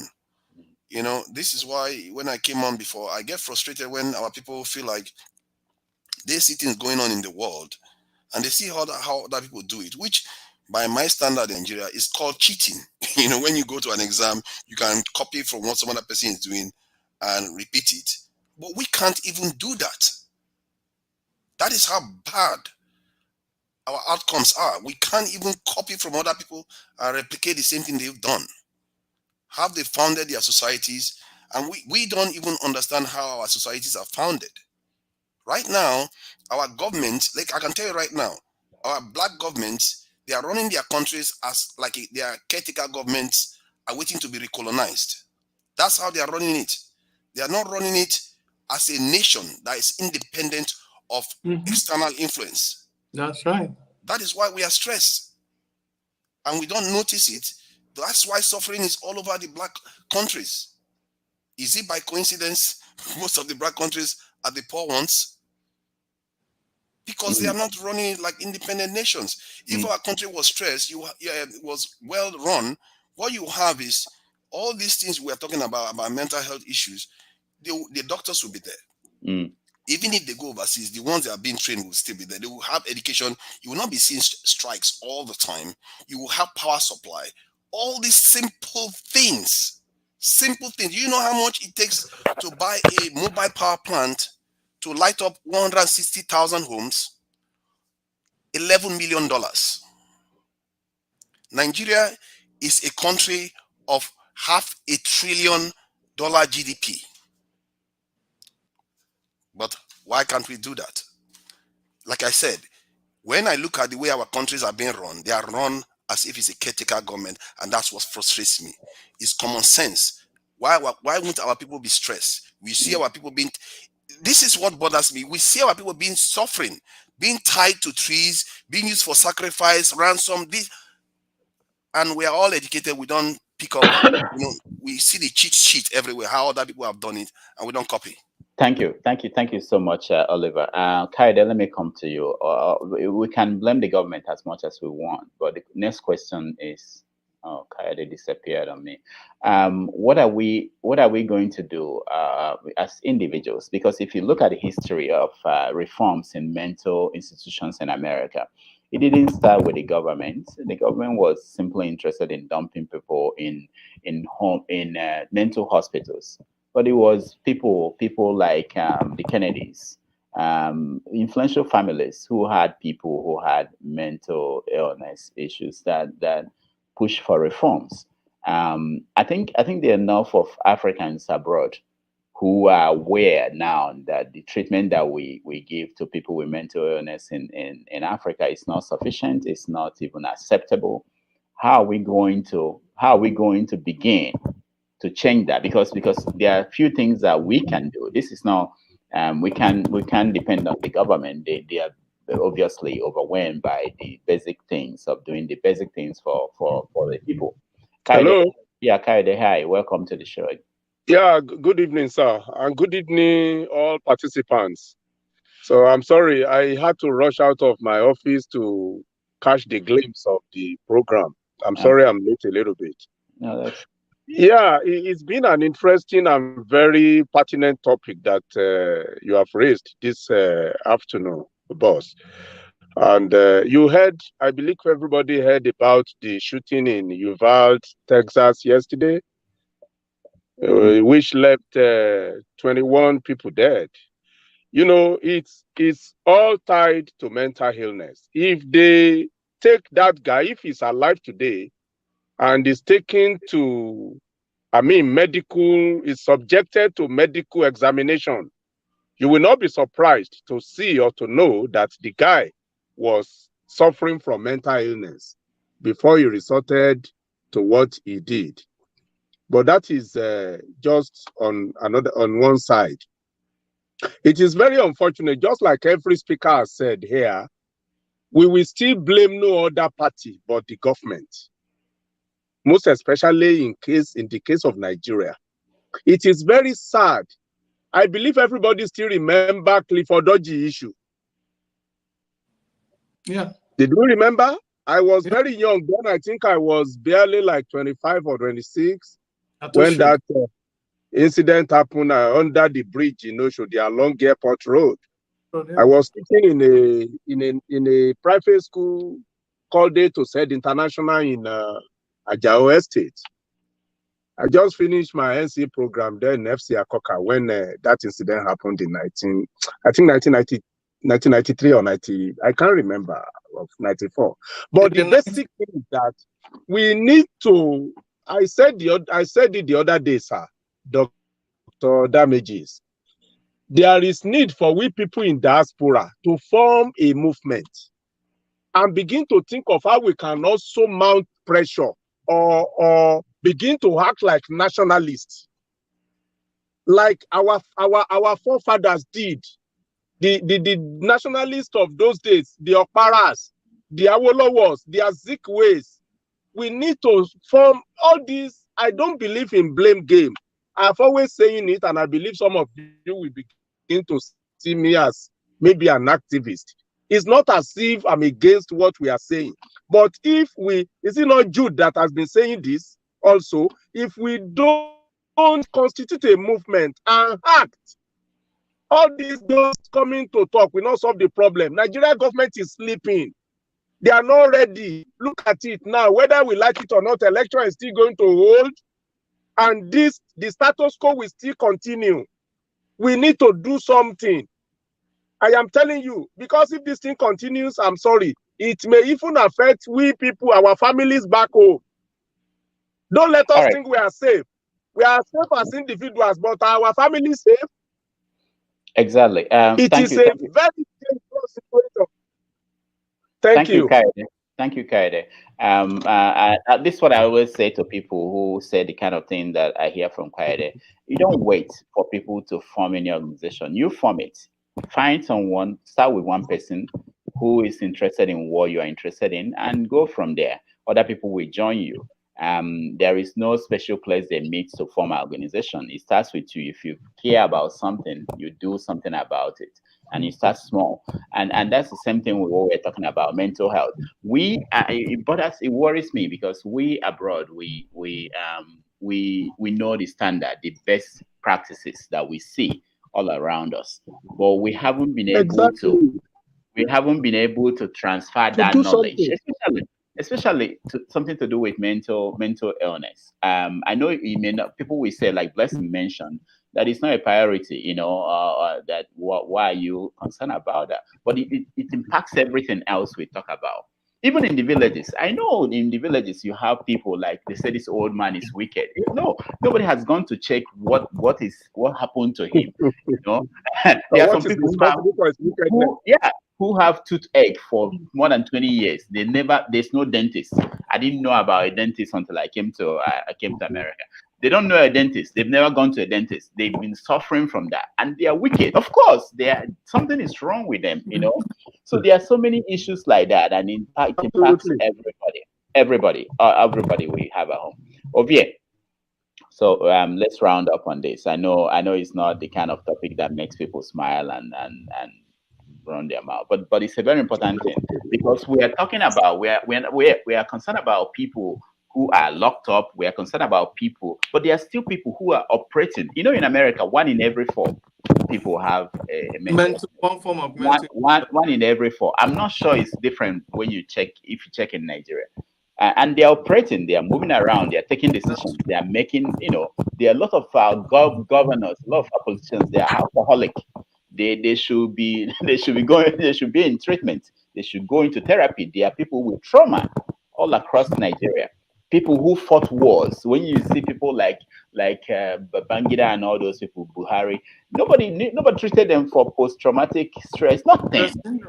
Nothing. They are operating like they are normal human beings, but they are not. So it's a serious conversation, and I really hope that we should, when we think about building houses in the villages, we should also bring knowledge. It's not just about bringing dollars and building houses, also bring knowledge and try to change some of this, because people are suffering. We may not see them. Sometimes I think about, is it only in America that you have children with Down syndrome, that you have autistic kids? Is it only in America? No, they're in Nigeria. Where are they? Why haven't you seen them? What happened to them? They call them a derogatory name. Of course. And they hide them from the public. It's a major thing that should be done. I mean, we are not laughing stock in our communities. Obi, I can't hear you very well. Say it again. I just become laughing stock in our communities just because we don't understand what they're going through. Yeah. But again, how do we observe government of this whereby? Oh, we are not. We cannot. We cannot. I mean, I won't say everybody, but the strong majority of the people are really actually poor. They can't fit. So everybody is abnormal. And how do you even differentiate somebody who is acting abnormal due to the fact that is undergoing no seafood chop, I no get work and all that, and somebody who genuinely suffering from a mental health issue? It's true. There's a thin line between there, because it's, and again, I'm saying this because people where they condemn people that smoke cigarette in Nigeria, for instance, and I will give an example. Person graduate, go school, still they live with their parents. Everything is wrong. If one is small, Igbo, is smoke and JJ, go sit down for one corner. Then you go find out trouble. The person rush you. They go say no, na the Igbo way smoke. No, there's more to it. Don't be saying that the Igbo way smoke. So there's a lot of things that the fact that an average Nigerian cannot actually feed or take care of his ourselves is a big issue, because that is you can't differentiate people who is just fed up of whatever that you're going through, and somebody who's genuinely going through what we're talking about today as a mental issue. So it's a serious thing that it requires a lot of investment in terms of the research. Our university should take it upon themselves, invest a lot of money in that aspect, go through research, train people, educate people on how to actually deal with people in the inner communities. Because we are talking about Down syndrome, because I spend so much time in the stadium training and all that. I see bosses, they bring some those who happen to be, their parents can afford to give them that special, care. Then but when you look beyond that, come down to our villages and all that, those people are going through that syndrome, don't have the opportunity. All right. Let's welcome Dr. Dominic. He's joining us. He wants to give us his view. Dominic, welcome to the show. Yeah, can you hear me? Yeah, we can hear you. Sorry, I just stepped outside of work because I was like, this is an important topic, so I have to. Thank you so much about it. I appreciate it. I've missed like an hour and a half already. Don't worry. We were talking about politics first, but go ahead.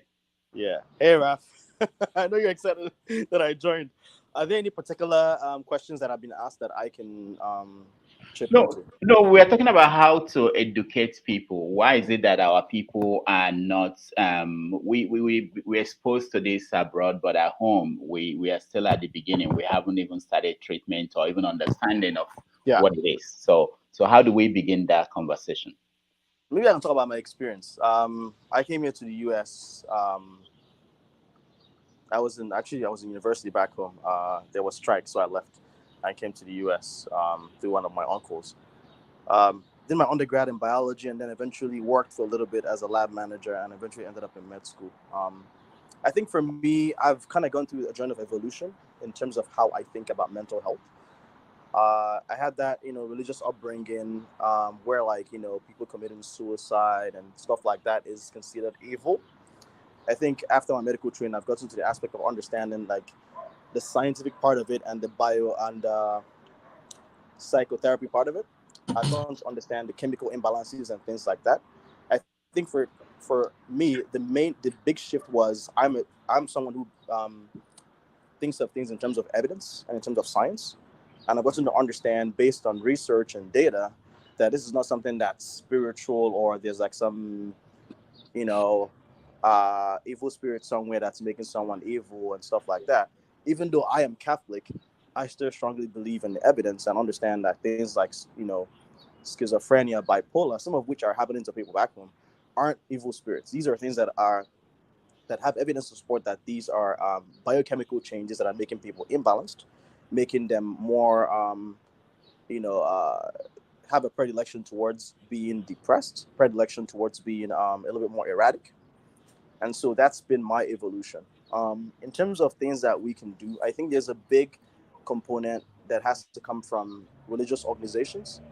I think speaking to pastors here and priests here, even those who've come from Africa, I think there's this shift that has happened because they've gotten to a society that values mental health, at least much more than in Africa. And they understand that this is, yes, you can still have your beliefs in evil spirits, nothing wrong in that. As a Catholic, I still believe there's some level of maybe some use in terms of doing exorcism and things like that. But I think when you're in the Western world, you learn to see the religious part apart from the scientific part. I don't think there's any reason for them to clash. As someone who wanted to be a priest before, I'm very in tune with studying Catholicism and also juxtaposing that with my scientific beliefs. And I think one of the things that I'm going to use as an example is when it comes to exorcism, right? In the modern ages, before someone is exorcised by a priest, there has to be a lot of investigation to rule out very common psychological or psychiatric things. Now, it is only when it's unexplainable by the current evidence in science and psychiatry that people may suggest, okay, maybe a priest should go and exorcise this person, right? And so I think that's different from maybe something that's maybe obtainable in Nigeria, which is where I'm from. So that's my experience. Every once in a while, there may be some cognitive dissonance where I'm like questioning my religious belief with some of my scientific or medical background. Yeah. So there's a lot of work that has to be done. I think it has to start from a place of a religious background. When someone is running mad, instead of people doing what is right, which is sending them to a psychiatrist, they first of all send them to a pastor, and people are getting flogged and stuff like that. Like, that's not helpful. Like, I've seen videos of people who are addicted to what do you call it? That's what you call it. Yeah.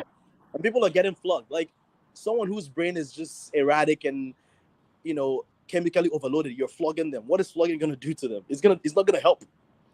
And so some of these mundane things are things that when I look at, I'm like, oh gosh, like, we have a long way to go. But I don't blame them because I use a thing like that. Not the flogging part, but I use a thing like that. But I think sometimes it's just the opportunity that people have. When people come to the Western world, they get to experience things differently, gain more knowledge of the advanced sciences, and maybe that changes our perspective. Now, what I find issues with, I don't judge people, but what I find issues with is when people come to the Western world, there's evidence there, and they're being taught to be open-minded, to learn things, and they're still very stubborn and very insistent in their ways. There are people like that who are here. Despite the evidence, despite the level of education, they are still very steeped in their ways. I just give up on those folks. Are you talking about Dr. Stella Immanuel? But okay. I am not mentioning any names. Let's not go there. All right. Let me show this video, and then we'll come back to the. Can do all that they have learned from books. It will never work until the spiritual side is applied.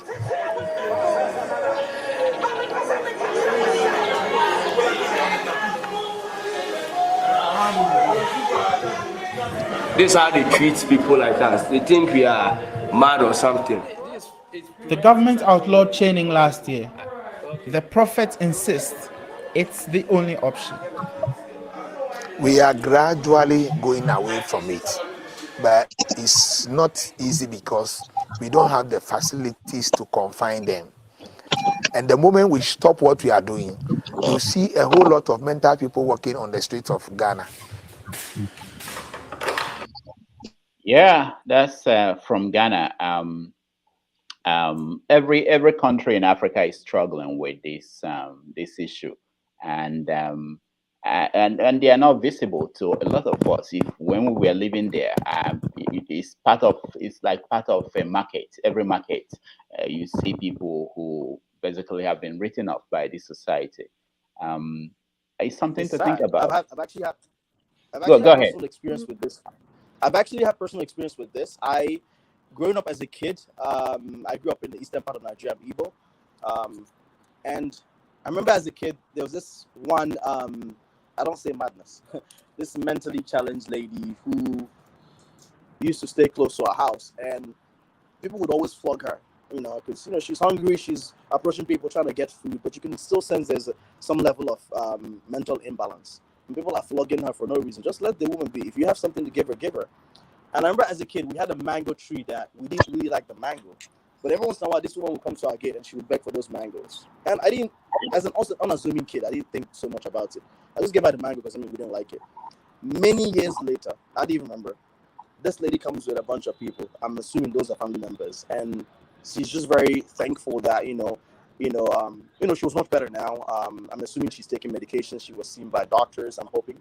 And you could see that she had that sanity back. But she was very, very grateful that we were, one of those people that didn't flog her and were able to provide her with, some basic sustenance. And that kind of, gratifies, how you are able to treat someone. And I think we have a long way to go in terms of having that empathy and understanding that, sometimes you have to go against the grain of what the society is trying to push at you. Because back home, it's all about evil spirits, your village people, right? All that stuff. Instead of just sometimes just leaving all of that aside and responding to how your body is pushing. Sometimes, like, even with all the acculturations that we have, sometimes your body just pushes you to act differently, to show empathy and love to someone else. And some, I feel like with a lot of things that are being ingrained in us religiously and societally, we just block our hearts to be very hard to people. And I think that's one thing that's changed for me here when I came to the States. I learned to be more open. I learned to volunteer and be, more kind to people. And I think that's something that's missing back home.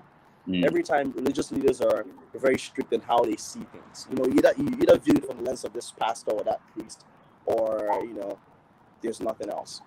One thing I want to mention before I head back to work is has to do with the way we treat people.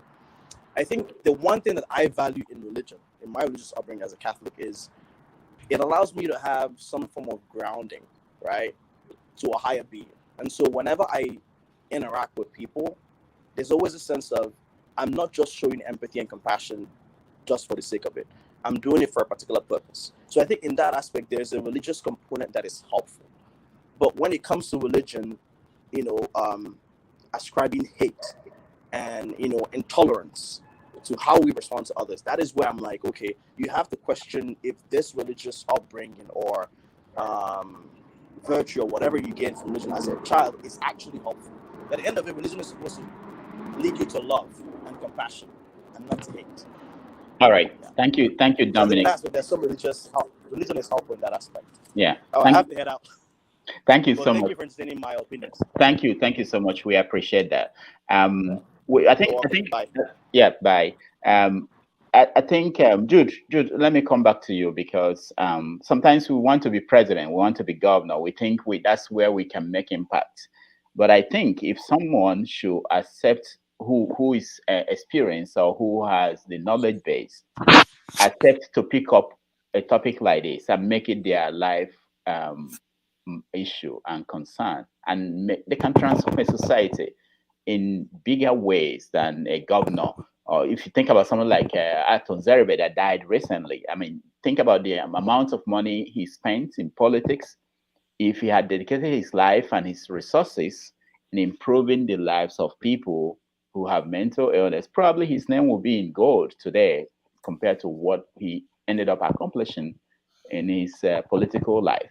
So sometimes we all want to be president, be musician, but there are some other things that are very important in the society. All right, Jude, round up. We want to round up on this topic.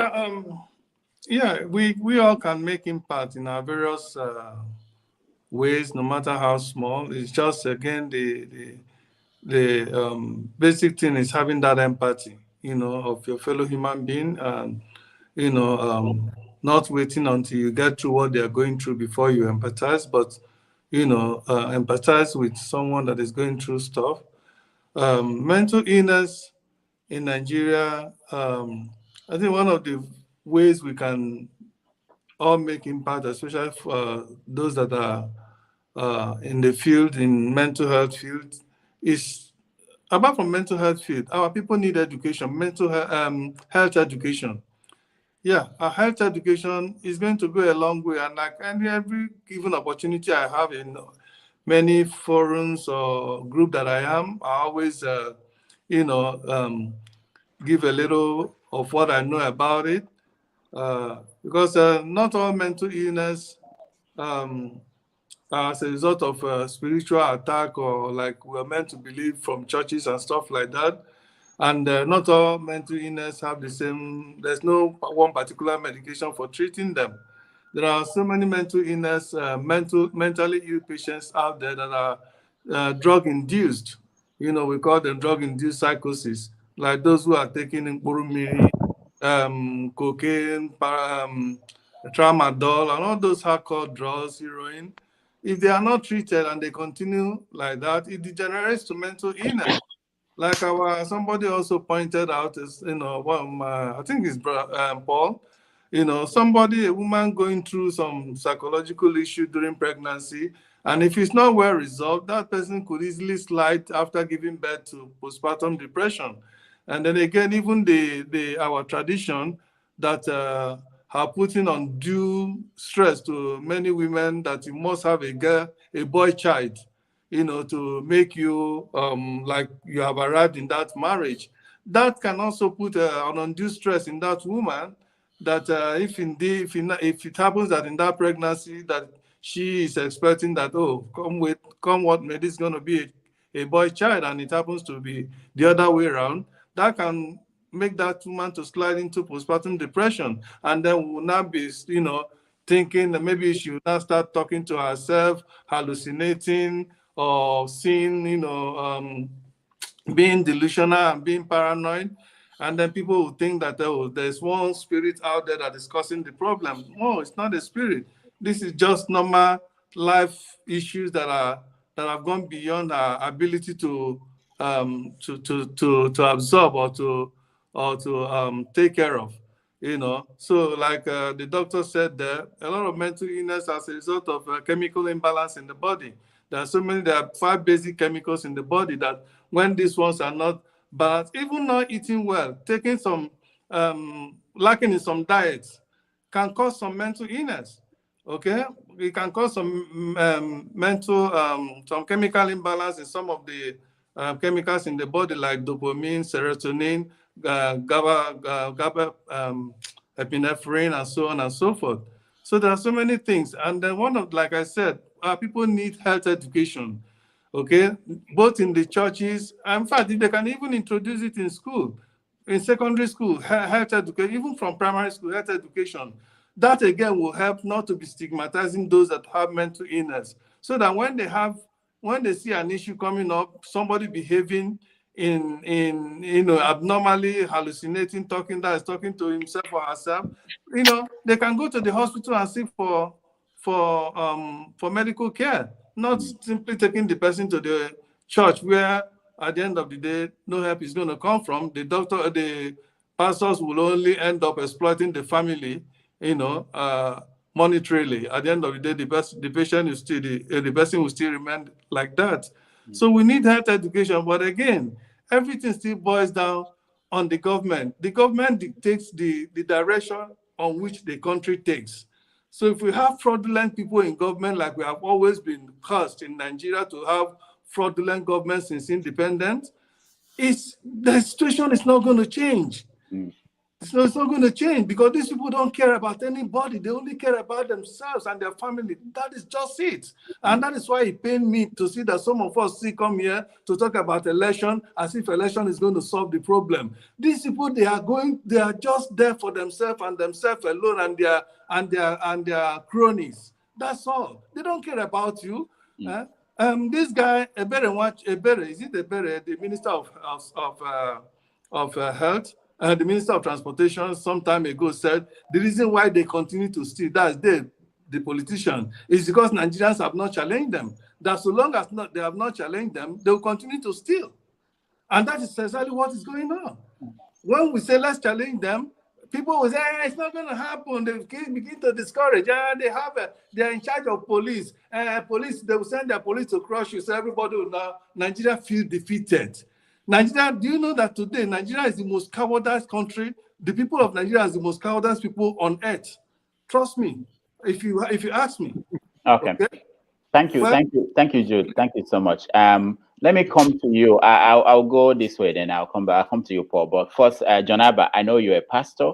I don't know if you're a pastor. You were a pastor in Nigeria before you came to America. But what is your take on this? I don't think I've heard from you. And also, is there any difference from in Benue or Idoma? How was the cultural treatment different from what we see in churches? Can you hear me? Yeah, we can hear you. Okay. I think it's all over. The mental illness issue is all over the world. The only difference is the way we handle it in Nigeria, and we are trying to have a suggestion. How do we approach the mental illness? We have a Ministry of Health and all of those things. I understand due frustration, but what we are saying is that we are not saying that election is the solution to Nigerian problem. Personally, let me speak for myself. What we are saying in this kind of situation is that how do we influence this society positively? If you call your brother today and you're in Nigeria, or your sister, or anyone, your neighbor, your colleagues, your co-worker that are going through some changes, because you are in America today and you have seen what is humanly possible, by telling them, suggesting that, okay, don't take this person to church. It's not a church issue. This is about placing them on medication so that the chemical imbalance in their head they can have treatment. But the issue of Benue or any other place is in Nigeria is the same way. They take some of them to Babalawo, say they then go and do some spiritual thing, and some people believe in church prayer, and it's no different from any other part in the world. The only difference right now is that let us continue to speak truth to the power. And gradually, personally, I learn so much when I come to this part of the world, because what we see, call Ogbanje, we call this and all of that. When I enter bus in Lagos, I stay in Lagos for some time. I see people behaving somehow. When I come here now, I know that behavior was not normal, and that behavior is not just something that it's a spiritual issue. Is now I cannot relate to it. It's a mental illness. So let us continue to do this. Use this program. Reach out to our people back home. Tell them. My uncle have a daughter. A pastor actually moved to that house, my uncle's house, which is very close to our compound back home. She's taking advantage of them. I believe 100% he was sleeping with my uncle's daughter in the name of he is a church, is a pastor, and the challenges they are facing is spiritual. But why I say that is that I have to call them, put him on phone, and say you got to leave this compound today. If you don't leave here today, me too are the pastor, but me, I will approach you differently. I'll send area boy to beat the hell out of you. In the next 1 hour, I want you to vacate that compound. And he did. He left because he knows that if not that I'm here, I have some influence and I have people back home to see that I see better, that is not the way to approach it. So let us continue to do that. Any other thing, Nigeria belongs to all of us. All right, thank you so much. There was a comment from somebody I found interesting. Please, let's stop this very time. Something happens in America and we start talking as if we have the same problem like America.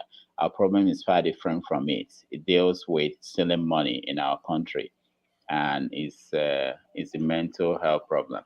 Anyway, that's a comment from some of the people who are watching. Can I just say something? Add something to this. Okay, go ahead.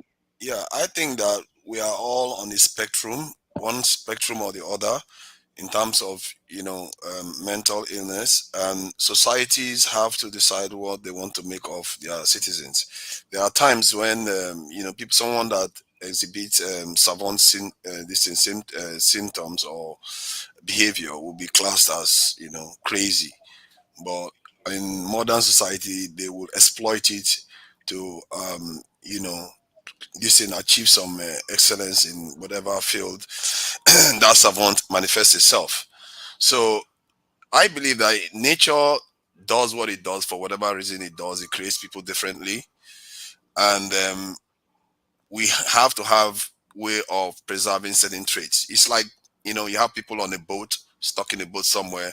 One is a doctor, one is a lawyer, one is a real estate, and the other one, they can decide who to eat first before they all die in that boat. And so they would probably choose the real estate because it's not very useful. The point I'm making is that societies decide the kind of characters they preserve. Some characters that are classed as problematic, then they will frown at it. And other times they will embrace it. Some dictatorial characters can be embraced in certain situations, while in other situations you need people that are more collegiate and willing to come to agreement with people. So when we start understanding these things, I believe that you will start understanding how you prioritize, how you deal with people. In the end, you just have to deal with people humanely. What we see there is not humane. And the gentleman that was talking about, he said they don't have the facilities. It always goes back to whether you have the ability to deal with these things. If you are a parent, you know what you have to take care of your children. If you're not rich, you're not going to be able to provide private institutions. You're not going to be able to send them overseas to educate themselves. All those things you can't do because you don't have the resources. That's how our society is. What we are seeing is just symptoms of us not having the resources. And when we talk about stealing from government, the last time I said it here, we keep blaming the government all the time. We forget we are most of the government. We are the ones that put our brothers in there. We criticize our brothers if they don't steal from the states. If our people our person gets into government and they don't do things to sabotage the system to benefit them personally or the family, we insult them. I've seen a Nigerian lady insult a civil servant that served because he wasn't corrupt. You need to see the vicious attack. I was like, what is that? You attack the person and you don't understand the fundamentals. You are breaking down the blocks that builds nations. The people that you should encourage, we attack them. I believe that if the people change, the government don't have a choice. Can the government convince the South to become Muslims? The government can't, because the people's mind are locked. If the people change, the government will change. And that's why some of these conversations are good. That's why I'm here. Because when you talk to people and they start understanding that their mindset matters, every mindset matters. If you have the right mindset, then the government will not move. I said it before. There's no reason why government accounts should not be made public. Why should we not see it? Why is it hidden? Because when that stuff came to me was when an official was saying something about NYST students getting some kind of trust fund for innovation. I was like, trust fund? Who is going to see where the money is going to? Who is going to know who is allocated? This is how money gets lost. And the people don't trust the system for good reasons. Money has gotten missing. Money goes all over the place. I think there is no reason why the government, if anybody knows, they should tell me, why should the accounts not be made public apart from for security reasons? If you want to pay for healthcare, we should see it. So that when a stupid guy decides that they want to bribe somebody, we will see it. And you find that if you can track it, people will not be attracted to that position anymore. That is how people used to steal cars before, until they put GPS trackers in cars. Now it's discouraging people from stealing cars. That's how people used to commit crimes a lot before. In London, they used to commit a lot of crimes before. But because CCTV cameras everywhere now, everybody's behaving themselves a little bit more. Technology sometimes can aid us, and I believe that in Nigeria we should be tapping into that to solve our problem. That's what they call leapfrogging. We don't have to copy the Europeans. We can get ahead of them and create the most transparent system in the world. There's no reason why we can't do that if we are ambitious enough. And once you do that, you will see that Nigerians will be willing to pay into the system. They will start trusting the system. Say, I know my money is going to be used for healthcare. I know my money is going to be used for. And it's us. It's us that will do it. It's not them. If we start changing our minds, they will be forced to do what we want because they can't force us to believe what we don't want to believe. No. All right. It could go both ways. I mean, the government, It's the government. But individuals also they impact the government. Go Western world, and immediately they go Western world, they continue to key into the system in the Western world. Why? It's because of the government, what the government have put in place in those. If they come home, they know the customers they are coming to deal with, that are not ignorant, that know themselves, that know what they want. They are going to have to toe the line, because sooner or later, your governments, you will stop them from traveling. There's no reason why they should be answering to foreigners. This is why I chose this name very carefully, because we seem to have forgotten the people that enslaved our forefathers, the people that colonized us, and our leaders are going all over the place, going to placate them as if they are our friends. They are our rivals. All right. They are our rivals. We have to grow up and start understanding that we as men have to start running our country like men, like other people do. All right. Let's hear from Paul Jose. He just joined us. Paul, welcome to the show. Thank you. Go ahead. Dr. Damages, I remember something my father said many years ago. My father said Nigeria cannot even treat malaria, talk less of mental illness. That they'll just kill these people with sleeping pills. So when they give them sleeping pill, so he's calm, he's okay. Pastor, they try. Doctor, they try. You understand? So they create more problem from one problem, they create another problem. It is that bad. I think what we are doing here, it just begins like this. Little thing you learn here and there. When I came to America many years ago, I had fever. It was getting too much, so I had to go to the hospital. In fact, I didn't go to the hospital. My girlfriend took me to the hospital. So when I got there, they say, you have fever. You know, the traditional way, one or two people that had fever, they bring the so-called thing. They said, no, you don't need to eat anything. Fever is just a virus. Starve the fever gonna go. But in today in Nigeria, when you have fever, they bring milk to feed the virus. That's when you get milk. And it still happens till today. As little as that, I keep telling my siblings back home, you don't need all those things. Just starve the fever. I learned this. I've lived there, now I'm living here. It is very, very hard to change them. Just like somebody said, it's like convincing the people from Southeast to become Muslims. It can be very difficult. But I think if we can win one person, it begins with one, from one to one. Dr. Dami, you said the same thing to Kayode. Start this group. You know, some of the things I say here, people inbox me, people call me, hey, this kind of thing where you say, hey, it begins with your courage. I believe you just one step at a time, because this topic today, it is very, very sensitive and so emotional. It can be very painful. We all have families that we give name. Wicked, they have a hot temper. You know, we call all type of very strong words and everything, but we don't really know what they are going through, including ourselves too. You know, because sometimes we quick to say, for example, oh, this race. Even we in America, we quick to select, we quick to cherry pick. We judge people based on where we are coming from. But as the more you stay more longer, then we tend to understand better that, no, things just don't work like this. Sometimes you don't even know what these people are going through and why it's things like this. I tell my cousin every day, you come to America with $700. Where do you live? You live in the ghetto. You want to live in cheap apartment. It is easy for us to cherry pick. We blame the African Americans because you see the worst of them. If you go live in Malibu, if you see an African American there, do you think he will behave like the way he will behave in Queens? No. It's a different thing. You know, it's completely different. Queens is now ghetto. Stop. I'm sorry. I came from Queens. I know, you used to be my neighbor before I ran away. No. The Bronx, okay, that's a different place. Okay, let's hear from Paul, the other Paul Jose. Hello? You are turn on your unmute yourself, please. Okay, you're unmuted. I can't hear you, Paul. Okay, we'll come back to you. Raf. Yes, my brother. They will say enemies now they pull me out, but I will say Peter Obi called me, so that's why I lost connection. Okay. Somebody said something that I just say, okay, let me just say this. I'm a veteran, right?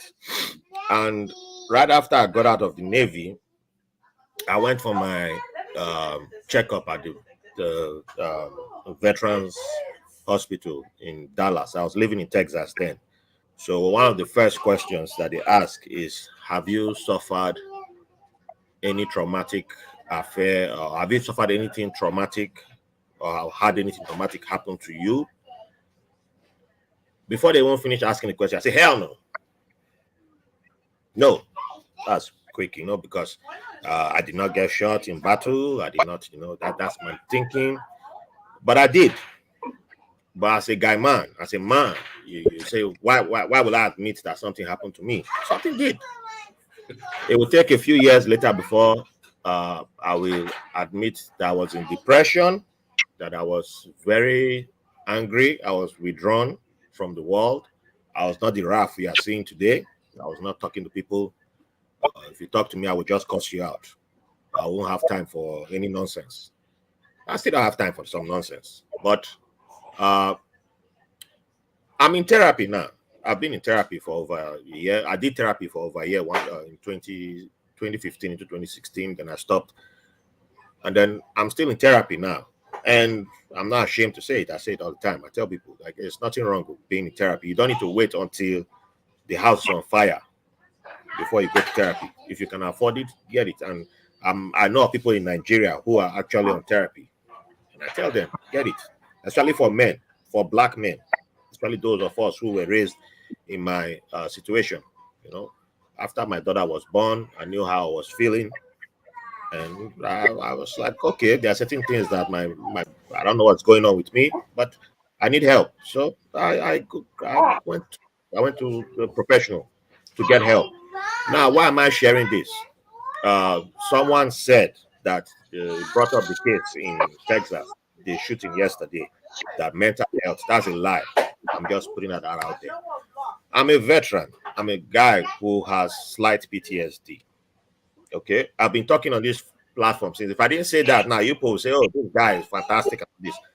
Wait, I'm hanging out with a lot of veterans who some of them say dark stuff, very dark stuff. We have very dark sense of humor. If you hang out around our veterans, they can say very dark stuff. We don't carry gun and be shooting people. How many of us go around and be shooting people just because things don't work out for us? I should be over 100% on disabilities, but I haven't been approved. I keep getting denied, and I'm still fighting for it. That doesn't mean I'm going to carry gun and shoot people. Why would I go and buy a weapon that's meant to kill human beings? That's what that Peking carried yesterday. And you are here saying mental illness is not an excuse to go and kill children in a primary school. You understand what's going on in your head? And you are giving that guy an excuse. Somebody drove 3 hours to go and kill black people in Buffalo. That is an assassination. That's you right. sit down. If outside person do that to Igbo people, will you say mental illness? Is that the first excuse? You know when you are targeting somebody, I want to kill you. You buy a weapon meant to kill. Why do in America we have too many guns in America? That is a fact. Too many people should not be having guns. Oh yeah. Before we didn't carry guns up and down in Navy, and there are people who still kill people in the Navy, and our Oga went to jail for that. I know of some Oga who are in jail for allowing somebody who shouldn't have had a gun in his hand to hold a gun. There's a different law system for military from the police. And we still mess up in the military, by the way. So before people will just come on platforms like this and just start saying mental illness, know what you're talking about. Don't just come and start throwing that out there. Back to today's, so we have an echo from somewhere. I don't know who's. Yeah, I muted him. Go ahead. Yeah. So on today's topic, that we were talking about, I know that we throw the word crazy in Nigeria, and for me, I stopped using that word a few years ago because I came to the realization that there's nobody who's crazy. to be honest. It's only people who we choose to see as crazy, or we've chosen to accept as we have our selection for who we consider to be crazy, and it tends to be people who are poor or ordinary. Because if we somebody who you are our favorite, we won't call you crazy. But Ogao will love you. But we shouldn't be hanging out around you. We should be saying, bros, you need help. Go get help. But we'll carry power and put in your hand. We'll carry authority and put in your hand and give the authority to abuse us. So I don't call people crazy anymore. I still regret my uncle. That guy walked from Ghana to Nigeria, and now I think he has walked back to Ghana. I don't know where he is now. But all I knew was that one day the guy was studying accounting in when I was a kid. When I was born in 1982, and in 1983 they said they saw him in a train. That was the last time he was considered quote unquote normal. And since then he has been entering one issue or another. But he was never given a proper diagnosis. Everybody wanted to go and lock him up in a church, lock him up in a church, lock him up in a church, and they messed it up. So I stopped calling people crazy. I believe education is where it starts, and education is not limited to just classroom. Education is in the family. Education is in the neighborhood, the streets. How do we talk to each other? Our language, a lot of it has to change. We are talking, when we talk politics, we say revolution, we say all these things. That also includes mental illness. Mental illness, sometimes we talk about it like it's like headache, and you just take Panadol and then it's gone. Everybody has different diagnoses. Some people have to be on therapy for 20 years. Some will have to be on it for like 1 year. It's different. That's why I said every Nigerian needs to be on is suffering trauma. They need help. We all need help. Everybody knows when you know where you're at. Figure it out. Go get help. You don't need to tell me if you're on help. That's fine. It's your own private thing. But for people back home, they all need help. If you are going to pastor for help, which many of us have been doing, or your imam, you need someone more qualified than those two, because they are not trained to deal with some of the help, the help to give you, because they go based on a book. And when you start exhibiting symptoms that go beyond what they know to deal with, my guy, they have to judge you. And I'm sorry, they are human. So you end up being chained, you end up being abused, you end up being, if you don't have the money to pay your way out of it, then we start hearing of cases where all manner of dark stuff start coming out. So there are people who are still in Nigeria offering all manner of no, I won't say all manner, but they're offering they're doing their best to offer their mental health advocates, their mental health professionals. Please utilize them. It's not easy, but please utilize them, because if nobody is going to them, the only option left for them is to leave the country. So we need to utilize them, give them a voice, push them out on your social media, because they are the people who need to be given support at the end of the day. So Can I just ask you a quick question, please? Okay, go ahead, Oliver. Quick question. Because he is from the US, a country where just 2 years ago, 45,000 people were killed from gun violence, which is crazy. That is basically a war situation. Okay. And but somehow they managed to sanitize it to a point whereby we still like to go there. I think this tells someone something. I want to ask you, why is it that in the US, just like Nigeria, where we can fix power, they can't seem to sort that issue out? And also about your this unfortunate mental situation. Could it be because of leaving the military? Maybe you didn't have any traumatic experience from the military itself, but because you left it, because I've had a few people that say that because military is almost like a family, and when you leave it and you start a new life, sometimes just like the post-mortem stuff that they said, will lead to some form of depression that sets in after that period. Do you think maybe that could be associated with it, or is it some experience you had in the military? Okay. All right. First of all, I'm just going to be nice to you today. I was born and raised in Nigeria. I'm an Ijaw boy.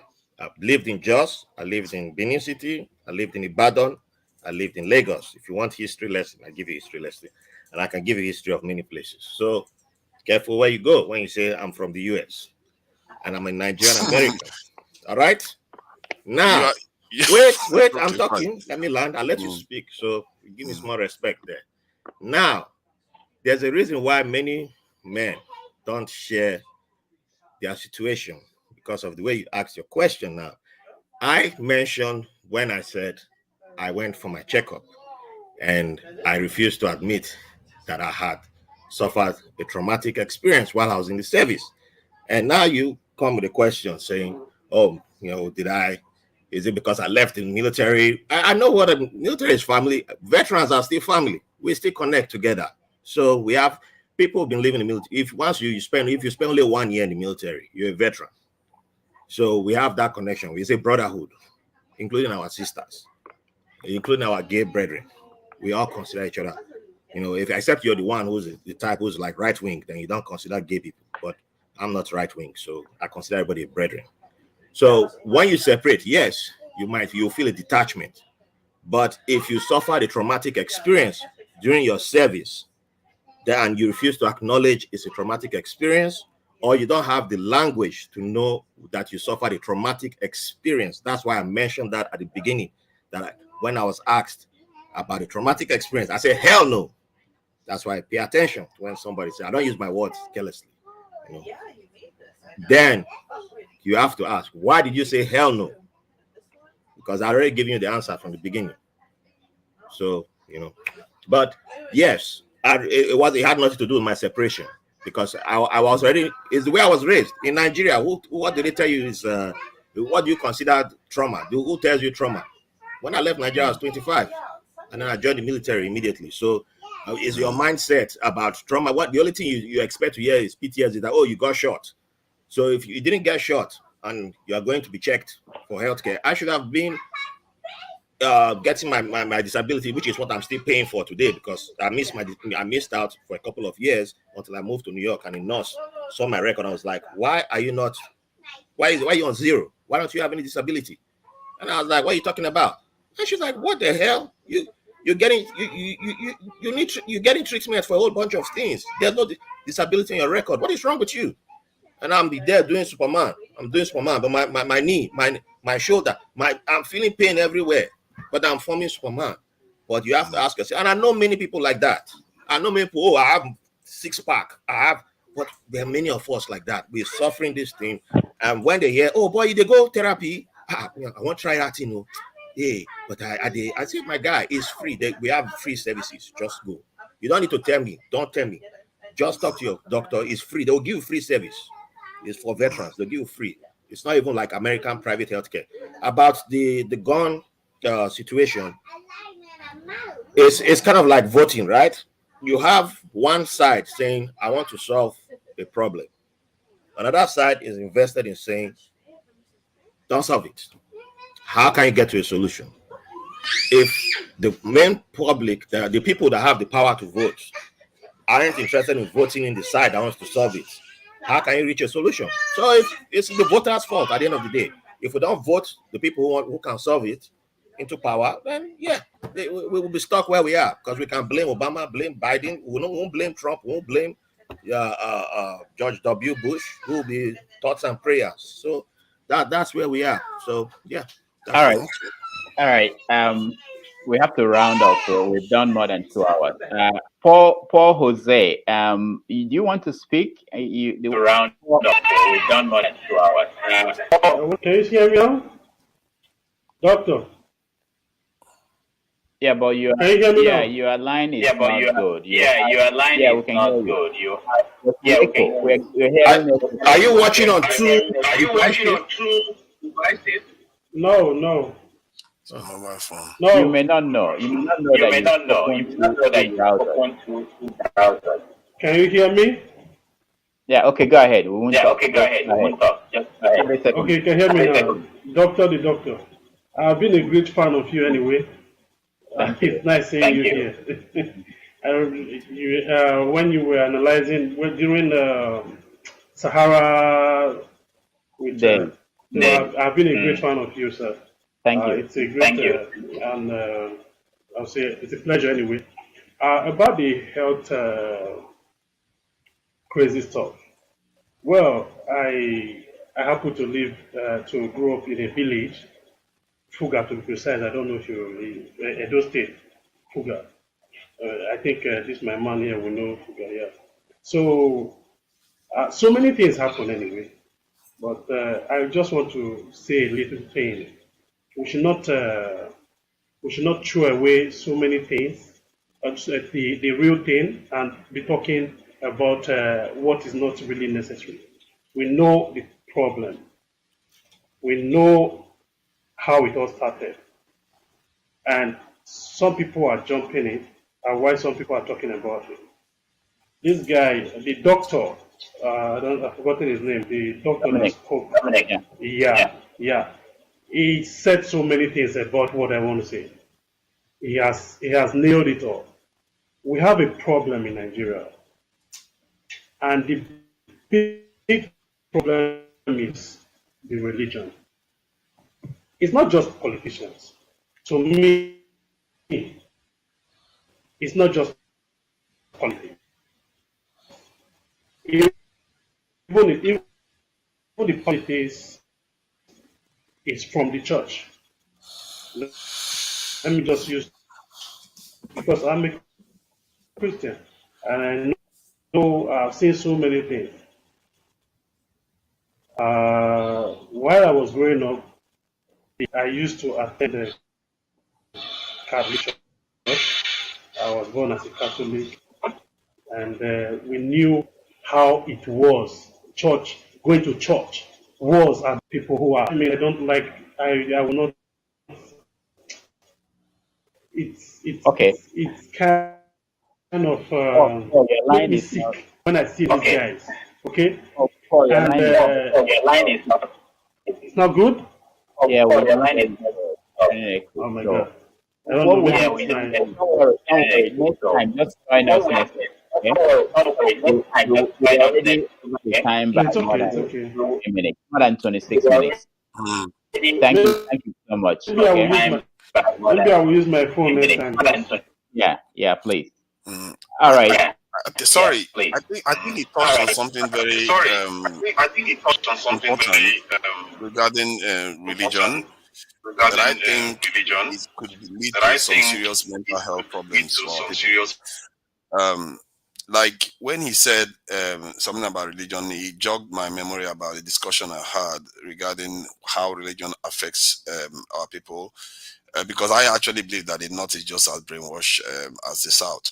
What happens is that when our people worship some gods, like a Christian worships a Christ, in their head, they picture a Christ that is Nordic looking, blonde hair, blue eyes, and looking like a foreign god. And psychologically, if you want to break away from such people in the real world, you could suffer a psychotic break, because in your heart, in your mind, you are worshiping these people, that a god that looks like them, and you are also looking to liberate yourself from them. There is a reason why they converted a Jewish or Middle Eastern looking Christ to a blonde hair, blue eye looking Christ, because they wanted it to look like them. And in the case of the Muslims, they literally speak a foreign language to read their book. And I don't want to sound like I'm being offensive. They bow to the nation where they believe in that religion. And hence why you find our young men burning a fellow black woman, a fellow native of theirs, because somebody says something wrong about a god that is not one of theirs. It's not their language, it's not anything. And I think it's a mental problem, because it's a deep one. It's right there, and we don't confront it. I believe if you are praying to Christ, if you are praying to God, you better start picturing a black God and a black Jesus. Because if you want to liberate yourself from those people, you find it hard to do when you are busy worshiping a God that is like them. You get what I mean? So you can't worship something at the same time want to free yourself from them, their control. You can't. And it's going to lead to a mental problem. Emancipate yourself from mental slavery. None but ourselves can free our minds. Have no fear for atomic energy. If you don't free that, you're right. going to be stuck. All right. Thank you so much. We have to round up. I appreciate all your time. I know we just have to touch on this topic. We don't know who this will reach and who will pick it up as something to champion. You know, these are some of the issues that are looking for someone to champion. It's not just about going there to be president and to be governor and to you know, there are a lot of things that we need to do. I really appreciate all of your time, and I want to play a video to maybe lighten up the mood. I know that we dealt with a very heavy topic, so let's watch this video before we go end the way we usually end. This was when things were going well before yesterday.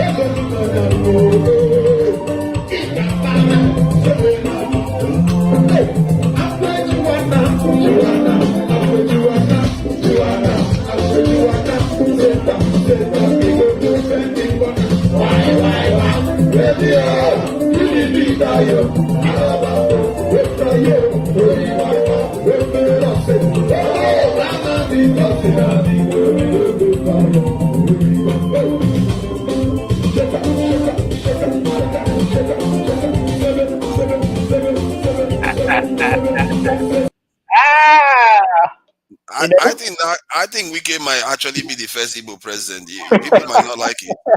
They like it or not, he might actually be the first Igbo president. That guy stands the best chance for PDP. If they don't choose him, they don't have a chance. You know, it's interesting. I keep wondering yesterday, did he, when he was dancing there, did he know there would be a day that he would just be like an ordinary criminal in the eyes of the government that he was part of? Doctor, is there any way you can bring Rochas online? We've been trying to get Rochas, even Wike to interview Wike on the other show, but it's not. They don't want to. But let's. We still a record.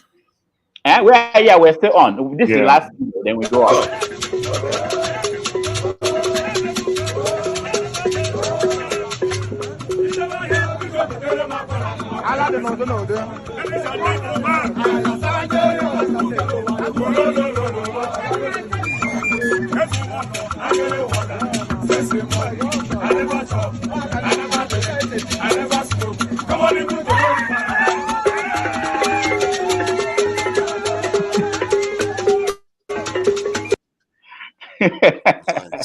All right, so thank you everybody for joining us today. It's been wonderful. I appreciate your time, and we'll see you guys next week. Obie, thank you so much for joining us. Thank you for having me. Raf, thank you so much for joining us. Thank you, Doctor. Thank you, everyone. Forefathers, Paul, Ovie, Oliver. Dr. Damages, I have one question for you before you leave. And share, like the video and share, everybody. Yeah, please. And Paul, the other Paul said something about you following him for a very long time. I've been following you for a very long time, but let's leave that. When will you bring tomato juice?